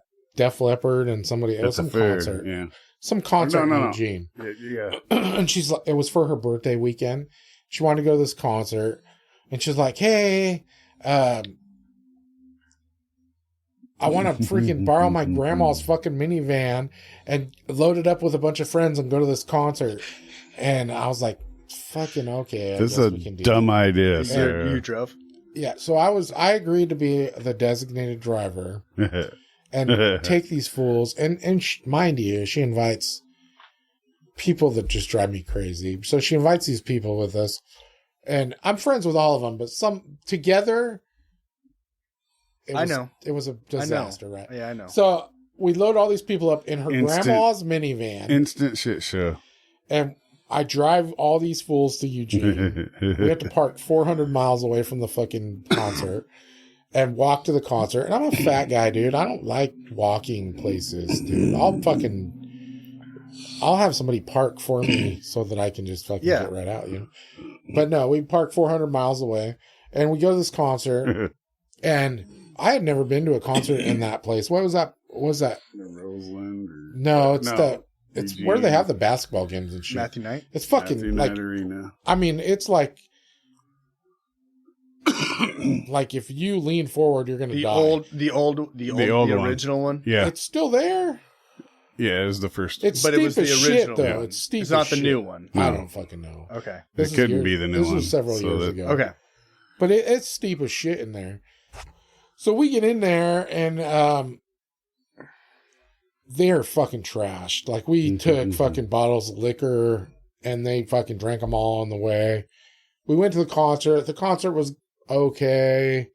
We kept getting yelled at because apparently you're not supposed to like stand Drink. up or move. You're not supposed to drink And, before and- you get there. Yeah, it stinks when people are, like And standing at a concert. Meanwhile, I'm with a bunch of people that are way too drunk to fucking be in public. Adults are the worst too sometimes. Oh yeah, dude. So then concert's over. I was way too sober because I was trying to be fucking polite and hold the door for people. I was standing there for like 15 minutes holding the door for 4,000 people freaking walking out the door. That's too polite. Finally, I was like, all right, fuck you Fuck people, it. and just walked off. And so we left, and then we come back, and my wife on the way back, she's like, oh, we got to stop in Cottage Grove and have a drink at fucking whatever that Blah, place is by blah. the freeway. What's that place called? I don't know. It's like a restaurant bar right by the freeway. It's probably a little strip club there. No, it's not a strip. Not in Cottage Grove. Okay, a juice bar. That's a terrible strip club. Oh, jeez. I've been to some terrible strip clubs that were pretty fucking good strip clubs. But anyways, so we stop at this bar and Big Poppy. two of our friends are big dudes. And I mean, I'm a big guy as far as like a fat guy, but I'm like 5'9". Yeah. These guys are both 6 foot something. 6'9", and they're 6'10". big dudes. So we're sitting in the bar, and mind you, we took my son with us, who at the time 21. was like 19 years old. And we just walked right in the bar with him because he looks old enough to be there. So he's in the bar. I've actually done the same thing with a poker room in Eugene. Yeah, and so I told him, I'm like, just don't sit down nothing. with the girls. Don't say a fucking word. Down. I'll order and bring you a fucking drink. So we're going to bring him a fucking beer. He's sitting there drinking a beer with his mom and everybody. And then his mom and her friend go outside to smoke. And I'm sitting with my son, freaking having a drink. And our other 2 buddies are over at the bar because they are fucking trashed. Post-concert, yeah. And all of a sudden, I hear this like raised voices and freaking like a fight starting. And I turn and it's our fucking buddies who were talking shit to each other. They offended someone. Well, while they were talking shit to each other, these other 2 big fucking giants that were in that bar decided they needed to step in to break this fight. Of course, they have to insert themselves. Which wasn't a fight. It was 2 friends fucking with each other. Yeah. But these 2 dudes step in and my friends are like instantly Fuck start you. trying to tell them to fuck off. And it turns into this big thing. And then I tell my son, I'm like, go outside, find your mom, tell her to fucking start the van and fucking be waiting in the parking lot. We gotta go. And I go over there and, dude, I look like a fucking midget. I jump between these 4 dudes and start breaking this fight up. And, dude, it was crazy. And I'm pretty sure I was going to get hit a few times. And then here comes my wife, who just starts talking shit. Like, she walks in talking shit to all these dudes, and they all like, well, who's this chick? And about that time, the bartender starts telling everybody she's going to fucking call the cops. And so I just grabbed my friends, and we all just bailed out the door and fucking left. There's been not very many times, but a couple times where I had to like de-escalate situations. Oh, isn't it great? Dude. And I'm not the biggest guy. No. Yeah, But I have to get my big boy voice on. And, There you go. Yeah. Let me stand on this chair, fucker. Yeah. Yep. Yeah, and then I was just so pissed at those 2 idiots. I'm like, you guys almost made me have to fight these giant dudes. Giants. And then they laugh. Good times, Carlos. Yeah. My son thought it was amazing, though. Remember when you were sober and... Yeah, so now when we do stuff, I plan ahead, dude. I plan it so that I don't have to deal with that kind of shit. I was really disappointing. It was a fun Blazer game. It was really cool. I liked the group that we went up with, but god dang it, I didn't want to be the designated driver. No, you don't. Not at all. Man. Yeah, I really wanted to go up there, stay the night at my friend's house, come back the next morning, and drive up. Great. Drive back. Great. Drive back the next morning. I wanted to drive back the next morning. Exactly. But we drove up with everybody, and some people had to work in the morning, and that stunk. You have to plan it, dude. You have to plan it that way. Yeah. So one of my distributors reached out to me, I don't know, like a month and a half, 2 months ago. They sent me an email, and they're like, hey, it sounds like we're going to get a bunch of tickets to this freaking PBR in Eugene. Do you think you'd be interested in that? And I was like, I'm not 100% sure I would be, but I'm sure some of my employees would be. Going or sponsoring? No, going to it. They're like, we might get a bunch of tickets, and then we're going to give them to some of our best people. Yeah. And I was like, okay, yeah, sure. I'll take some if you get some. Mm-hmm. Well, I don't know, about a week or 2 ago, I freaking was BSing with him, texting with him, and I was like, hey, whatever happened to those freaking tickets? I've never heard nothing about it. And he's like, oh, yeah, I forgot about that. Let me check. Well, then he's like, so I'll check on him. Well, then literally 2 days ago, I get this freaking email, and it's like, oh, here's 8 tickets to the PBR. And I'm like, Nice. What am I going to do? So I asked my employees, they're like, no, almost all of them are working, so they can't. Yeah. And then I'm like, well, I'm bachelor style this weekend. I'm not going to the freaking rodeo by myself. So I was like, what the fuck am I don't want them to go to waste. They're like $125 a piece. And I was, so what am I going to do with these? And first I was like, maybe I should like try and give them to customers or something. And then I was like, it's too short even for that. Yeah. So then I get a hold of my son, and I'm like, which he just started a new job, so he doesn't have like a ton of fucking extra cash. So I knew he didn't have a bunch of money to be doing some crazy shit. How old is he? 27. I think he's 27 now. Anyways, so I text him. I'm like, hey, I've got 8 tickets to the freaking PBR in Eugene. If do you think you could find some friends that would go with you? And since you're the one supplying the tickets, they could pay for all the gas and food and alcohol and maybe a place to stay for the night. And he's like, I'm not sure, but I'll check. And literally like 10 minutes later, he's like, fuck yeah, I'll take them. Let's do this. Yeah. And then like hours later, I get this message. I think I've got them all taken care of. And I was like, okay. Yeah, that works. And then he texts his mom, and he's like, I'm going to the rodeo Friday. and didn't say anything other than that. And she's like, he sounded super excited about going to the rodeo. And I was like, oh yeah, well, I got these tickets. And I told her about it. And so I'm hoping that he planned his trip better than you did. We planned ours. Then you showed him when he was young. Yeah. Yeah. The whole idea is that you don't bring jackasses with you. You come up with the plan. Other people take care of all the problems. Yeah. Yep. I messed up. Yeah. You learn from your experience. As long as you don't do it twice. Yeah. That's right.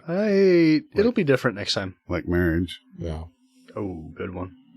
I like it. I like it. That's all right. Some people. Hey, I did it twice. Fuck you. I did too. Yeah. Yep. It happens. I got the skid marks. They fucking roasted me. Oh shit. No. That's another thing about longer drives, though. Yeah. Man, I've gotten out a ways towards home late at night, and my stomach's just gone. And I've been like, oh, what the fuck do I do? Where do I stop? Yeah. I can't make it home. Depends, dude. Yeah, it depends. That you invest in those. So I used to emergency live in kit. Glass, I got depends. I used to live in Looking Glass, which is nowhere near as far as Cam is for sure.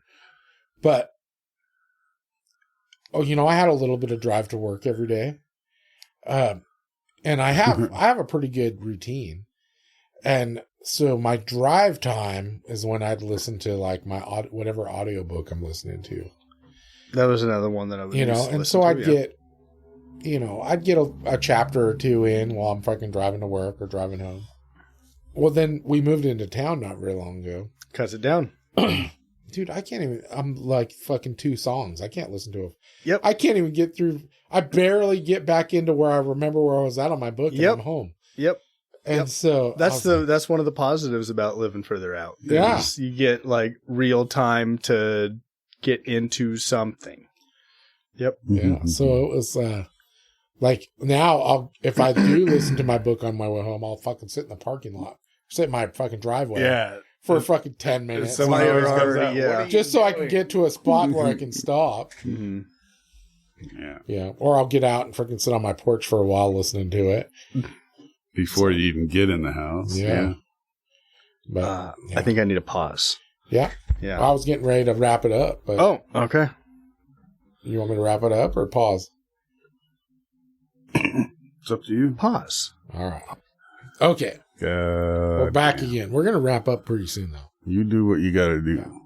So this is kind of cool. So I was sitting on my porch having a cigar, and my niece, huh? Mm-hmm. Outside. Well, that's where porches are. Yep. Yeah. Anyway, so I'm on my porch. I'm having a cigar. This is not very long ago. And my niece was out there and she's talking to me. And she knows that I love fucking stand-up comedy. And so she's like, did you see that Bert Kreischer's going to be in freaking Salem or Portland or whatever in September? And I was like, fuck yeah, that'd be cool. And then I said something about, I was like, you know what would be awesome is if when he came, if he would cruise down to Roseburg and be on my podcast. That'd be fucking awesome. I was like, plus my podcast would go nuts after that. Shit. And she's like, I'll try and get him on your podcast. And she literally has sent him freaking messages on his Instagram and his Facebook. That's so funny. And she's like, I'm going to keep hounding him and see if I can get it. She's like, I see, look. And she showed me a message and she's like, my uncle has a podcast in Roseburg. I see that you're going to be so-and-so on whatever day. He's a huge fan. And it would be awesome if you went and were on his podcast. And he said that if you want, he'll barbecue and take you shooting. And I was like, fuck yeah, that'd be awesome. Dude. It was so cool. It would be amazing. I never got to the point of like messaging or anything. You're right. But there was somebody who worked at the the new Hilton or whatever it is off like by Crumble and Five Guys. Okay, yeah. And Kevin Hart was traveling through. Sure. And he had the whole top floor of the Hilton one night.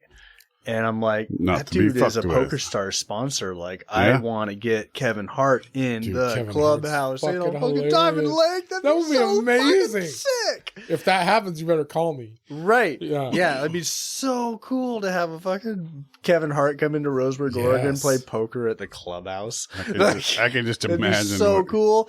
He talked about. And it did not happen. But I had like really high hopes for a couple hours. Yeah. I'm planning on starting to message people that I see that are going to be County performing Fair, at the Seven Feathers or whatever. Seven Feathers. Oh, yeah. I'm going to start messaging them like as soon as it gets posted that they're going to be there. Oh, See if I can get them in. And then I've got a couple of friends that work at the radio station. They're like, hey, a lot of them come in here or we interview them. And they're like, we'll totally try and tell them they should hook come it up. To you. Relationship with that too. Just because I think it'd be neat to get some famous people on too. Yeah. Bigger platforms, at least, yeah. Because I've noticed anybody that has like an active following on Facebook or whatever, when I post a new episode and tag them in my stuff, they're going to get more hits. I get way more. I get new followers and everything. It's pretty neat. But yeah. You were saying that you had been thinking about starting a podcast too. Not thinking about starting it. Not thinking about starting. I just had like the ideas cross my mind of like if I was like talking to you. Anytime you have an idea, it's something you're thinking. Not every time. No, my ideas die quick sometimes. Oh, do they? For sure. Not all of them just keep going. No, the first original thought I had with it was like doing it with my buddy, who is way more of a personality than me, and it would just be him carrying the platform. Yeah. And my main like podcast ecosystem that I'm in is for the Blazers. Yeah. Because that's what you're into. Right. That's just what I'm into. That's your passion. Yeah. And nothing wrong with that at all. It's a good season too, because as soon as like the basketball season like dies off, especially for the Blazers, because they're done before the playoffs start. Normally, I live out in the country now, and it starts to it's time to do yard work, and it's not even time for this. And then it starts back up again when the weather gets shitty. So like basketball is great. But my original like I'm going to start a podcast was just like I can talk for a long time with my friend and just talk shit and honestly maybe we're just playing chess and talking shit, and that's what the episode is. And maybe I have a poker player on who won the last tournament and wants to talk a little bit of shit and tell the hands or something. I don't know. You'd be surprised what you'll get out of that. Yeah. I mean, I never thought we'd get people listening to this shit. Yeah. And we have pretty good amount of people listening now. Mm-hmm. Would you like name it why the Blazers choke every year? This guy. I love your name, by the way, Spare Time. Yeah. I love it. My dad have you ever heard of slot car racing? Uh-huh. Yeah. My dad has had a track at his house in his shop. I thought you were going to tell me he was the guy that had the fucking track by Gaddis Park. No, we went there all the time. Like Yeah. we actually had one at our house. While those were open, there was one down there, and there was one on Diamond Lake where the Floors place is now on the corner. I remember that. Mm-hmm. But we had one at our house where people would come from like kind of all over the state. Where he was in a slot car club or whatever, where like a host track would like host the city's like little like ecosystem of like slot carers, and I got to name the track. Like my name stuck. I didn't get to name it, but we named it Spare Time Raceway. Oh, And nice. I'm like, all right. So there's like, yeah, Nice. So when I learned that your podcast was Spare Time, I'm like, that's awesome. Yeah. That's so cool. It was like an inside joke. That's kind of how it was when Yeah. I was a kid. I was like, my dad says he never has time, but he buys a slot car track and is going to do all this. That's kind of the same thing. That's your spare Yeah. time. Yeah, I freaking joke all the time with people because I freaking complain all the time that I don't have time to do anything because I'm so busy all the time. But every little thing that I do get into, I end up turning it into a fucking job, basically. Yeah. And adding it into my fucking whatever, all the shit I do every day. And so it's my spare time is just another job. That's exactly how it started. Like that's how the name came about for the slot cars. Yeah. And that was one of the things when I originally started the podcast. I was like, oh, I'm going to talk to people what they do in their spare time. Mm-hmm. But nobody has spare time. Dude. No. Everybody goes crazy with what they're passionate about, and that's what they do. Yeah. So there is no spare time. Yeah. It's better when you're older. Myth. Yeah. Oh shit. So are you going to turn your property in Camas into a big freaking ranch or something, and you become a rancher? Well, we got chickens, and I'm being pushed for all sorts of other stuff. You need a pig. It's a downward spiral. Been pushed for like an indoor pig, and I'm not going to do that. Fuck that. I'm not doing that. That's bullcrap. No, I'm not At doing least that. once. You gotta Everybody will cry when you eat it. No, shit. I'm not. Crispy bacon. I love it. That's such a funny clip. No, I've been pushed for a donkey. That's not going to happen. I'm considering goats. Little one. A little donkey. Considering goats. Dude. Just because You the definitely back won't half, have any spare time. Yeah, the back half of the property, I've only got to the end of our property one time because of the in 2 goats years. brush are and the biggest It's just fucking overgrown. escape artists Yeah. ever, Yeah. dude. Well, I was thinking Don't about get okay, well, one, get I had two. to be like a daily thing. I couldn't just leave them there. You gotta But, get that tractor running before you freaking get it. Well, the whole property's not fenced, but if I had one of the dog leash screw in the ground where they just have a perimeter, No, dude. Yeah, you they'll can't hang do that. themselves. I know, you can't do it, but They'll fucking eat the fucking chain. But if you get a little donkey, a mini donkey, then you can be like dad joke shit and say, "Hey, you want to come out and Dude, when I lived in little Looking ass? Glass, our driveway you want was to a come mile get a little long. ass?" Our driveway was a mile long when we lived in Fuck. Looking Glass. Yeah. And my wife saw some fucking video of these people that had this little mini donkey thing. And they trained it like a dog to walk to the end to walk down and freaking it pulled a wagon or some shit, if I remember. The mail and it fucking would pick their kids up from the freaking bus stop and they'd ride in the wagon back to the house. That's pretty good. And they trained this donkey. So then my wife was obsessed with a fucking donkey. we gotta get a We have to get a mini donkey. I'm like, no, Did you get we're a not donkey? getting a donkey. You got a donkey. No, they got sheep. No, we had lambs, we had goats, we had chickens. Never got a donkey? We had 1 million fucking dogs. Never a donkey. Little ass. No pigs. Everybody needs a little ass. No, dude. And almost everything died. we've killed so many Almost animals. everything died. We killed so many animals it wasn't even It's funny. terrible. Dude. Like my kids have learned to deal with loss. Yeah. Mine too. Like, they're better or worse. Like, they're good about it. Like, nobody was sad that General wasn't home when they came home from school. Yeah. Yeah, you scratched Oaks in the face, like you're gonna get dead. Yeah. Fuck around, fuck around. And I just kind of walked around with this face Yeah. for a while because I don't like doing it. We had baby goats that were literally just kinda buried had like like a 6 perma. inches under the ground. Yeah. Like I barely scraped the ground, threw this dead body, threw some dirt over it. Over the top. Yeah. I was Where there's like a it's good dope enough, mound. yeah. Oops. There's no fucking hoof hanging out. You know what might be a good idea for the club actually is getting one donkey and auctioning off the name to like the worst player or something.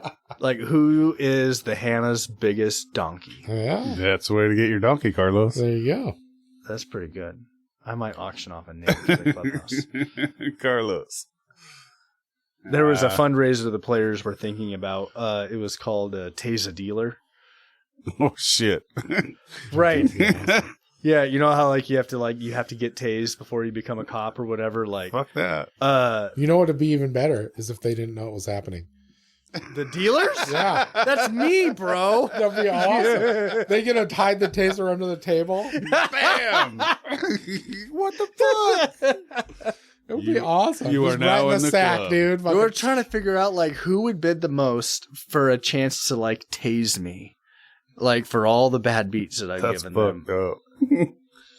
Dude, I would do it. It wouldn't matter whether I ever lost or not, dude. I would just be. But fine. if you had a relationship, if you'd been in a bunch of times and you were like That's couple times in a row, it's like way Eli, better than a dunk You tank. have coolered me. It's because like 5 tournaments in a row. It's not because I'm a shitty player. It's My the aces dealer's haven't fault. won. You son of a bitch. Yeah. $300. I would love to tase you. I feel like you could make some extra money doing that. Yeah. It doesn't even have to be a freaking fundraiser. That's just like a Eli's bonus on fucking Friday night type of thing. Please don't tase me. You might have a hard time keeping dealers Well, I after have to that. go get the insurance checked out to make sure my You're like, I heart's need you guys to sign a waiver this week. I'm signing my own waivers. There again, it'd be a good time to wear the Depends. Yes, you'll piss absolutely. yourself. A good time for the bench. Oh, Jesus. That would be awesome. Dude, I'll tell you what, I would pay extra for a tournament where somebody's getting tased in the middle of it. For sure. Yeah. Yeah. $100. The person who is exactly the middle knockout person of this tournament is getting tased. Yeah.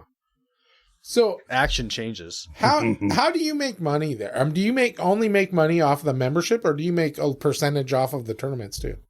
So the $50 tournament or the $51 tournaments on Wednesdays and Sundays, $750 of that 45, 6 of it goes to the membership, and that's like to the house.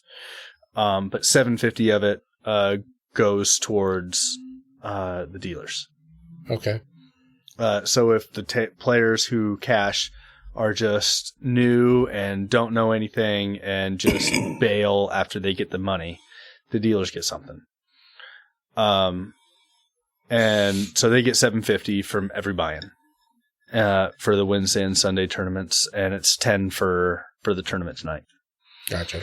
Yep, for the Friday tournaments. So it's a little bit for the house, a little bit for the dealers, mm-hmm. and then the rest goes to the pot. Yep, and I split up the dealer funds completely equal based on how much time they deal. And then what about any tips that get handed out? Those go directly that all to gets deal. included into the dealer fund. Okay, so it gets split up at the end of the night. Yep. So between Nice. the take from the buy-in, if there's an add-on fee that is supposed to be for the players or dealers, if it goes to the dealers, then I throw it into the fund, and then at the end of the night, after the tips, throw that into the dealer fund too, and then I add up all the total, I call it half-hour downs that all the dealers did. I break down how long you were there for dealing, and divide it by the total fund, and everybody has their down. You come up with a down rate, like a price or a how much you're getting paid per half hour based on how many you dealt, and gets all multiplied out, and that's cool. Take care of my guys pretty good. Yeah, that's all. Nice. That's what it's about. And it sounds like they make guys. almost as much as you do, They make the exact same amount as I do. except for it gets split among the seven of them. I don't take any extra for myself off of the dealer fund. I take the membership fee for the house to pay rent and all that stuff. But they make the same as I do. That's cool. That's cool. Yeah, I treat them good, and we're tight.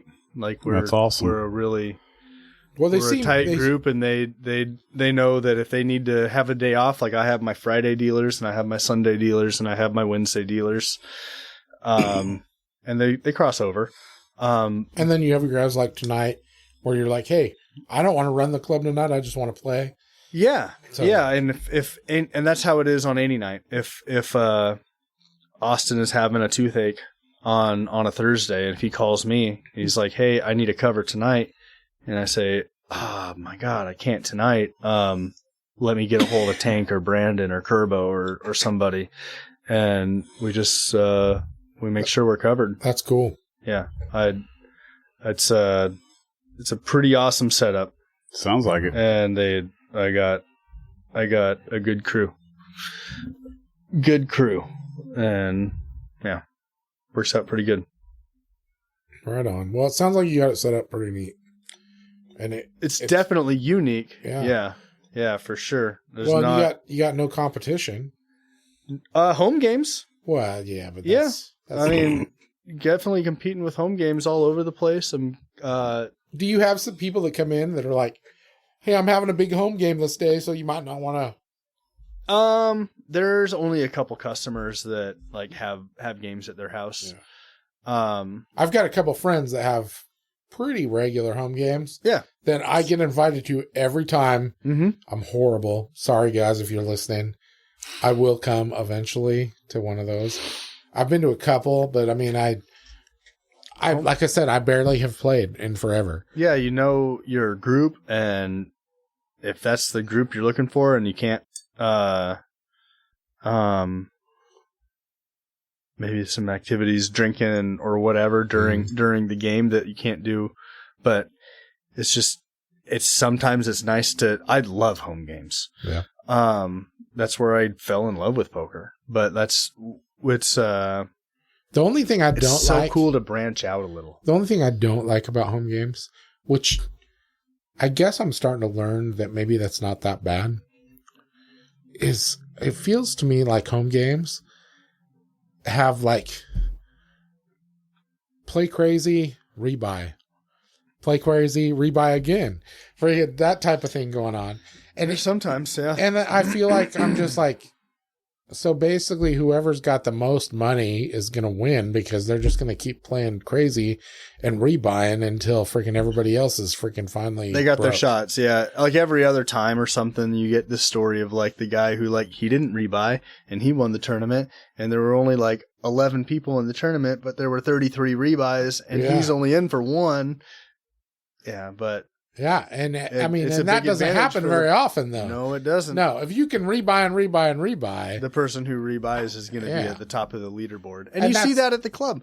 The at the club, if you look at the top of the leaderboard for the point series that I have, it's a lot of people who have the ability to rebuy for whatever tournament they have, but it's it changes every different series that we have going.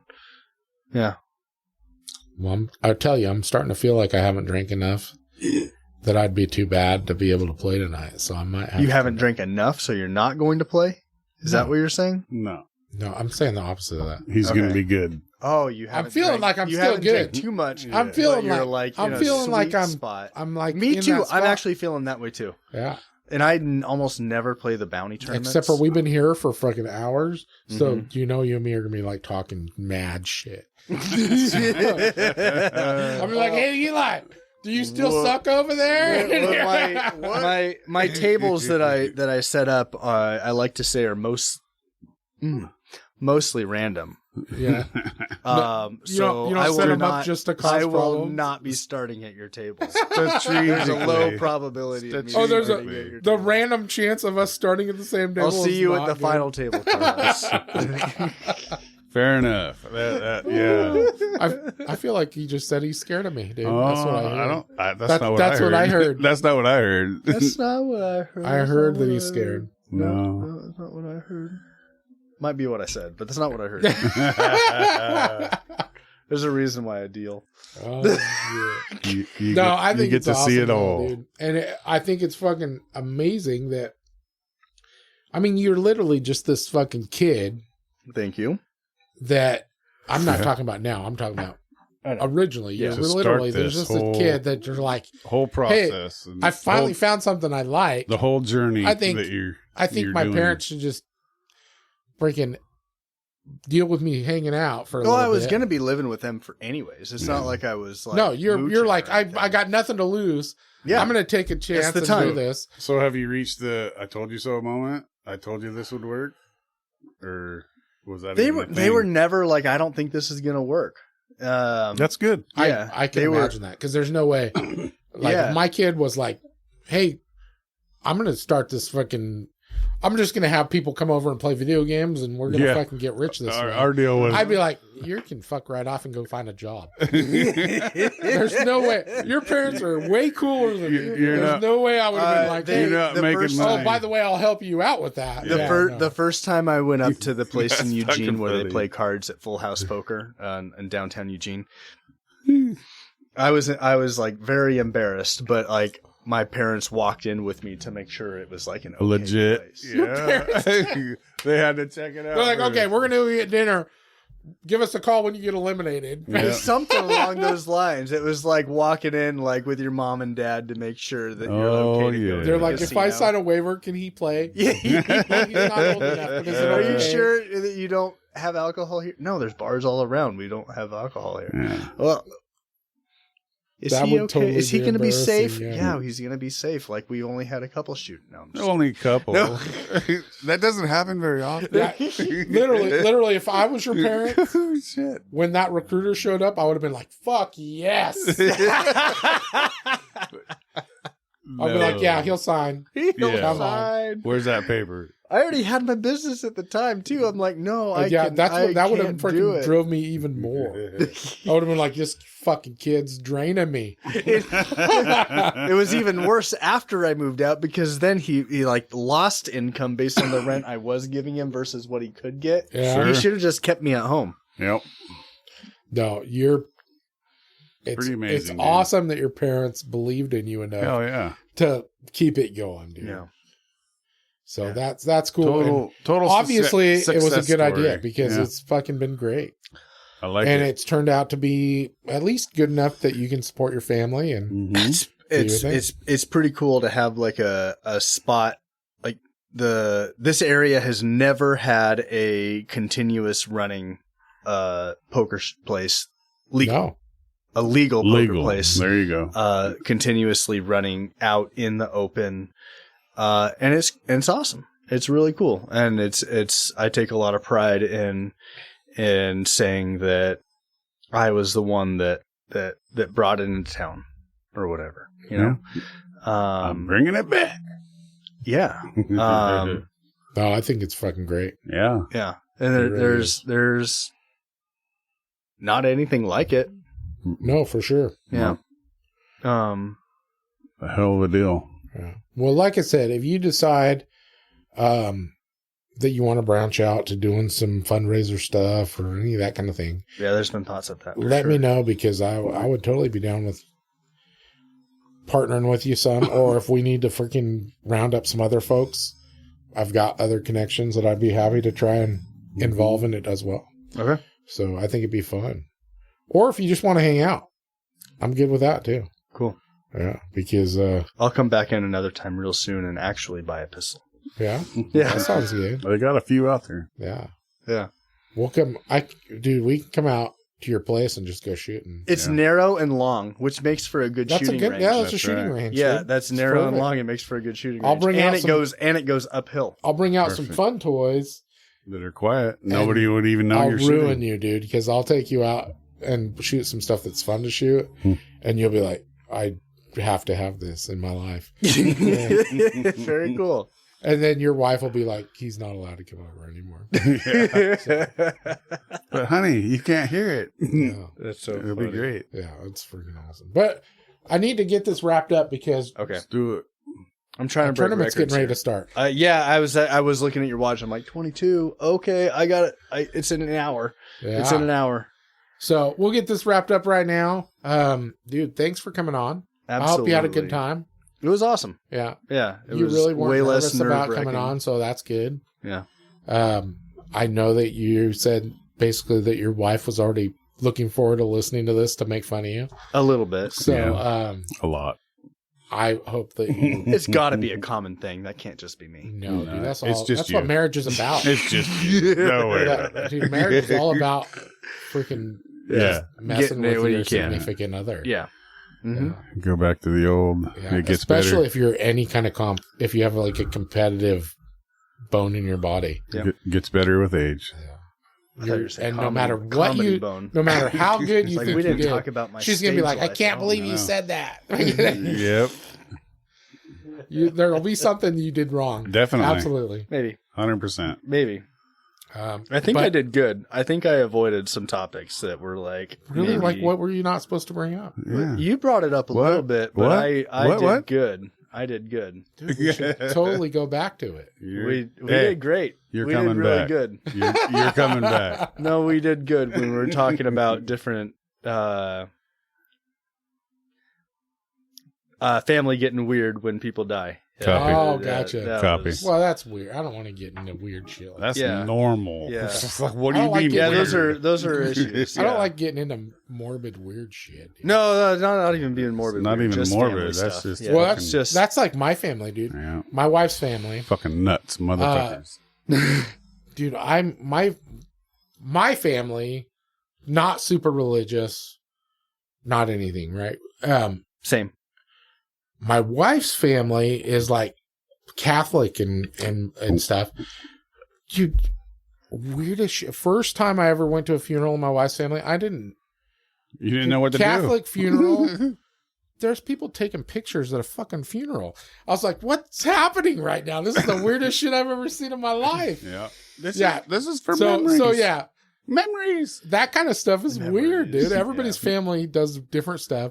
But like in my wife's defense, my wife had said that she'd never been to like an open casket funeral, and that's what most of my family had done. So I mean, I thought it was pretty normal. Yeah. So yeah. Anyways, Everybody's different, Carlos. yeah. Now we're all broke, so we just fucking everybody gets turned into dust. Cremated, yeah. Yeah. Uh-huh. Burn them all. Everybody's ashes are getting spread somewhere because nobody can afford to fucking put your dumb ass in the fucking mud. So, I love you, man. I love you. when I die, dude, nobody waste money. Yeah. Waste your money on cigars and whiskey to celebrate. Yeah. That's what we're That's doing. it. But Okay. anyways, hope you had fun, dude. It was wonderful. Thank you so much for being on. Highly awesome. recommended. Awesome Uh, meeting you. I love your fucking club. It's super fun hanging out with you. I'd love to hang out with more, dude. I think you're fun. I'll come back. Yeah. Do I it. love it. And when you come by again, feel free to come in my office and we'll celebrate with another drink. Okay. It'll be all right. Sounds good. Mike, Yeah, it's always fun hanging out. I know. We're going to hang out again tomorrow, I make it that way. so it'll be good. That's what I do. Yeah. What are you gonna play? I don't play shit. I play. I've been trying to convince him, dude. I play. So casual. Watch the drunk guy. It's casual. Guess what he's gonna say? He'd probably be good. He'd 'Cause he'd be in the top half, I bet. I can't remember what happened 2 seconds ago. This guy fucking remembers everything. yeah. Dude, Yeah. I'm a creature of. I know how to read people. Yeah. So I mean, We got an analytical vibe. I can read people, but I can't keep my mouth shut. oh, it's fine. So That's the practice part. He'll be the Everybody's guy you got to their- kick out the first time. I know. Only Unfortunately, one. I only have one 86 player. I can Only beat one. that record. I probably know him. Maybe. No, yeah. I think my son Gavin would really dig getting down there. I could talk shit enough to Gavin that he would try it anyways. He's the gambler, dude. Yeah. My boy. He's a sports gambler, dude. He loves sports. Anything, yeah. And I love talking sports bets. Oh, People dude. come in with their bets and they're stoked on them. Betting sports is freaking fun. Yep. And there's a side of that that's just like it's edgy. So I what got you're saying some- is you're going to start a sports book on the side that's totally illegal. That was what I was talking to you at lunch about with What? like the possible other podcasts, and I'm like, well, shit, I know Blazers and I love my Blazer bets, but like nobody talks like what bets are good. Dude, Right? yes, they do. Because when I was doing the sports betting, I was listening to like 3 different podcasts. Mm-hmm. Oh man. Not one of those fuckers ever made me any money. Oh right. I thought I was No, doing my research. you but were it was making bad them research. money. It was bad research. You were making them. See, money. I listen They- to all the they were podcasts getting about the you. Blazers. I know if they're going to win or not. Yeah. I know they suck. I know if they're But gonna like win it. But if you're individual, trying to listen you to can bet all player sports in bets. general, yeah. I'm hyper specific. If the game matters, Denny They're Audrey, not my winning. Hebrew hooper, is going to be a stud tonight. hell The yeah. worst part There is you go. I'll have a couple drinks and all of a sudden I feel like I got a feeling. Yep, I've had But that. I will tell you, freaking way before the World Series, I didn't get any I World saw Series a- stories. I can't believe I didn't get any World way Series before stories the out World here. Series this year, I was doing my sports betting, and somehow or another I popped up this thing and it had a 3-way deal, a 3-way parlay, and it was like the winner of the World Series, and it was like 3 things, and it was huge. It was like 1,000 to 1 freaking odds. Like I could have bet $25 and won a shit ton of money. Because you had the picks. And I almost did it. I was like, it's $25. I have a bet that's still alive. I was like, right now. $25. Yeah. No big deal. Almost And if I would have done it, That was a good one. That was towards me. fucking cat reflexes. oh my God, That dude. shit ain't getting away from you. But yeah, so if I would have done it, I would fucking have a lot of money in my pocket now. Oh, it hit? Huh? It would have hit? It totally hit. Oh, yeah. I totally called it, and I was like, nah, I won't, because it's total gamble, and it's never going to happen. I have a bet that's live right now. At the beginning of the NBA season, I bet the Blazers to make specifically the 10 seed in the West. That's pretty safe. Like, yeah, just 10 specific. They're going to suck. Maybe they'll be 10th. 100 to 1, $10 to pay $1,010. Yeah. And with a week to go in the season, there's like a little bit of a sweat left that I'm like, all right, I'm rooting for wins. It's fun. It's so fun. Yeah. Now So- you talked about it, so it's fucked. So how much are you going to lose? $10. $10. Overall, No, that's the whole season. thing. No, I'm That's just the whole joking. thing. If you can 82 find those games, bets, if you can there find was- those bets that That's what don't I'm cost saying. you nothing. Yeah, there was a point in the season where I'm like, fuck, I wish I put $100 on this. I wish I had a $10,000 sweat. Oh, Yeah. yeah. Yeah. But yeah, no, it's those little bets like that that don't really cost you anything. Oh, it's great. Yeah. So fun. And if they pay off, great. If not, then you just 100 to forget 1 that- You just don't tell anybody. plus you ever made them, 10,000 yeah. odds. Yeah. Because you tell people about it, and you're a total loser when you lose. Right. I love making those bets on DraftKings or whatever. Yeah. And I bet somebody, along with a buddy of mine who was coming in, Joe, who was the 3-cider drunk guy up in the Oh, Portland okay. game. That fucker up there, huh? And we bet, I think it Fucking was Joe's like... a weak bitch. Cider Holy insider. Joe, you freaking... He's a midget, right? You said. No, he's not a midget. He's just a smaller guy. I didn't say he was a midget. You said he's compared to you. You said he's you compared to me, But but he's a he's midget. him compared to you. Which Yeah. makes him a midget, dude. He's just small. You're almost a midget compared to me. Oh, motherfucker. He's almost average. I'm average. I'm 5'10". Everything I buy is medium. Size Medium 9. is like children's size. Yeah, extra, Oh, extra come on. large, damn it, extra large. I can put a medium on my leg. It gets better with age. I buy large if it's if I want it loose. Yeah, Gosh. that's fucking awesome. He's like, all my sweatshirts are large, fucker. Yeah, I know. I gotta do buy large. My sweatshirts, pullovers. yeah. That Yeah, one I is hate extra it when large. I hate it when they shrink. You know? Yeah, it has to have the L As after I'm sitting there, with my pants like up here. or a T for it's tall. We were talking about bets. Yeah, I bet with my buddy Joe for Denny Advia to hit like a triple double or something, and it was like he'd done it one other time in the season, and it was plus 4,000 odds. So if you bet $100, you win $4,000, like 40 to 1 odds. Yeah.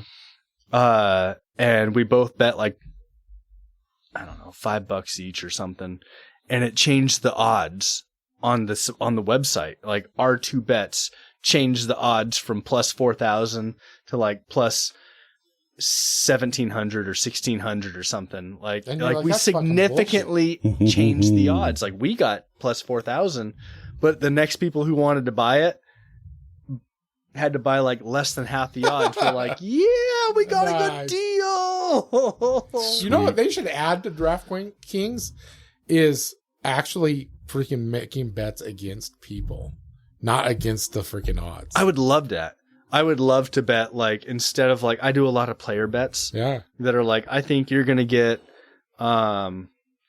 this many points or this many points or this many points or this many points. And I kind of like stagger them up for like better odds.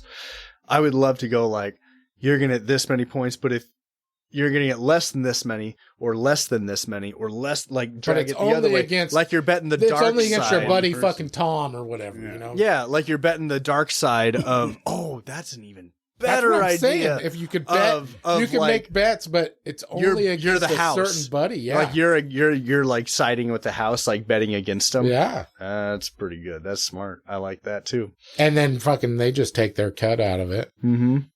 Yeah, that's really good. But anyways, I said I was wrapping this up, and then I didn't. So I'm actually wrapping this up. Okay, where are we at?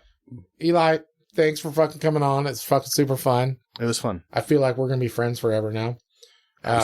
Mike, hey. We're friends forever anyways. Yes, you're forced on you. Yeah. Yep. It's like I would try and get rid of you, but then fucking Sarah would pull you back in. I know.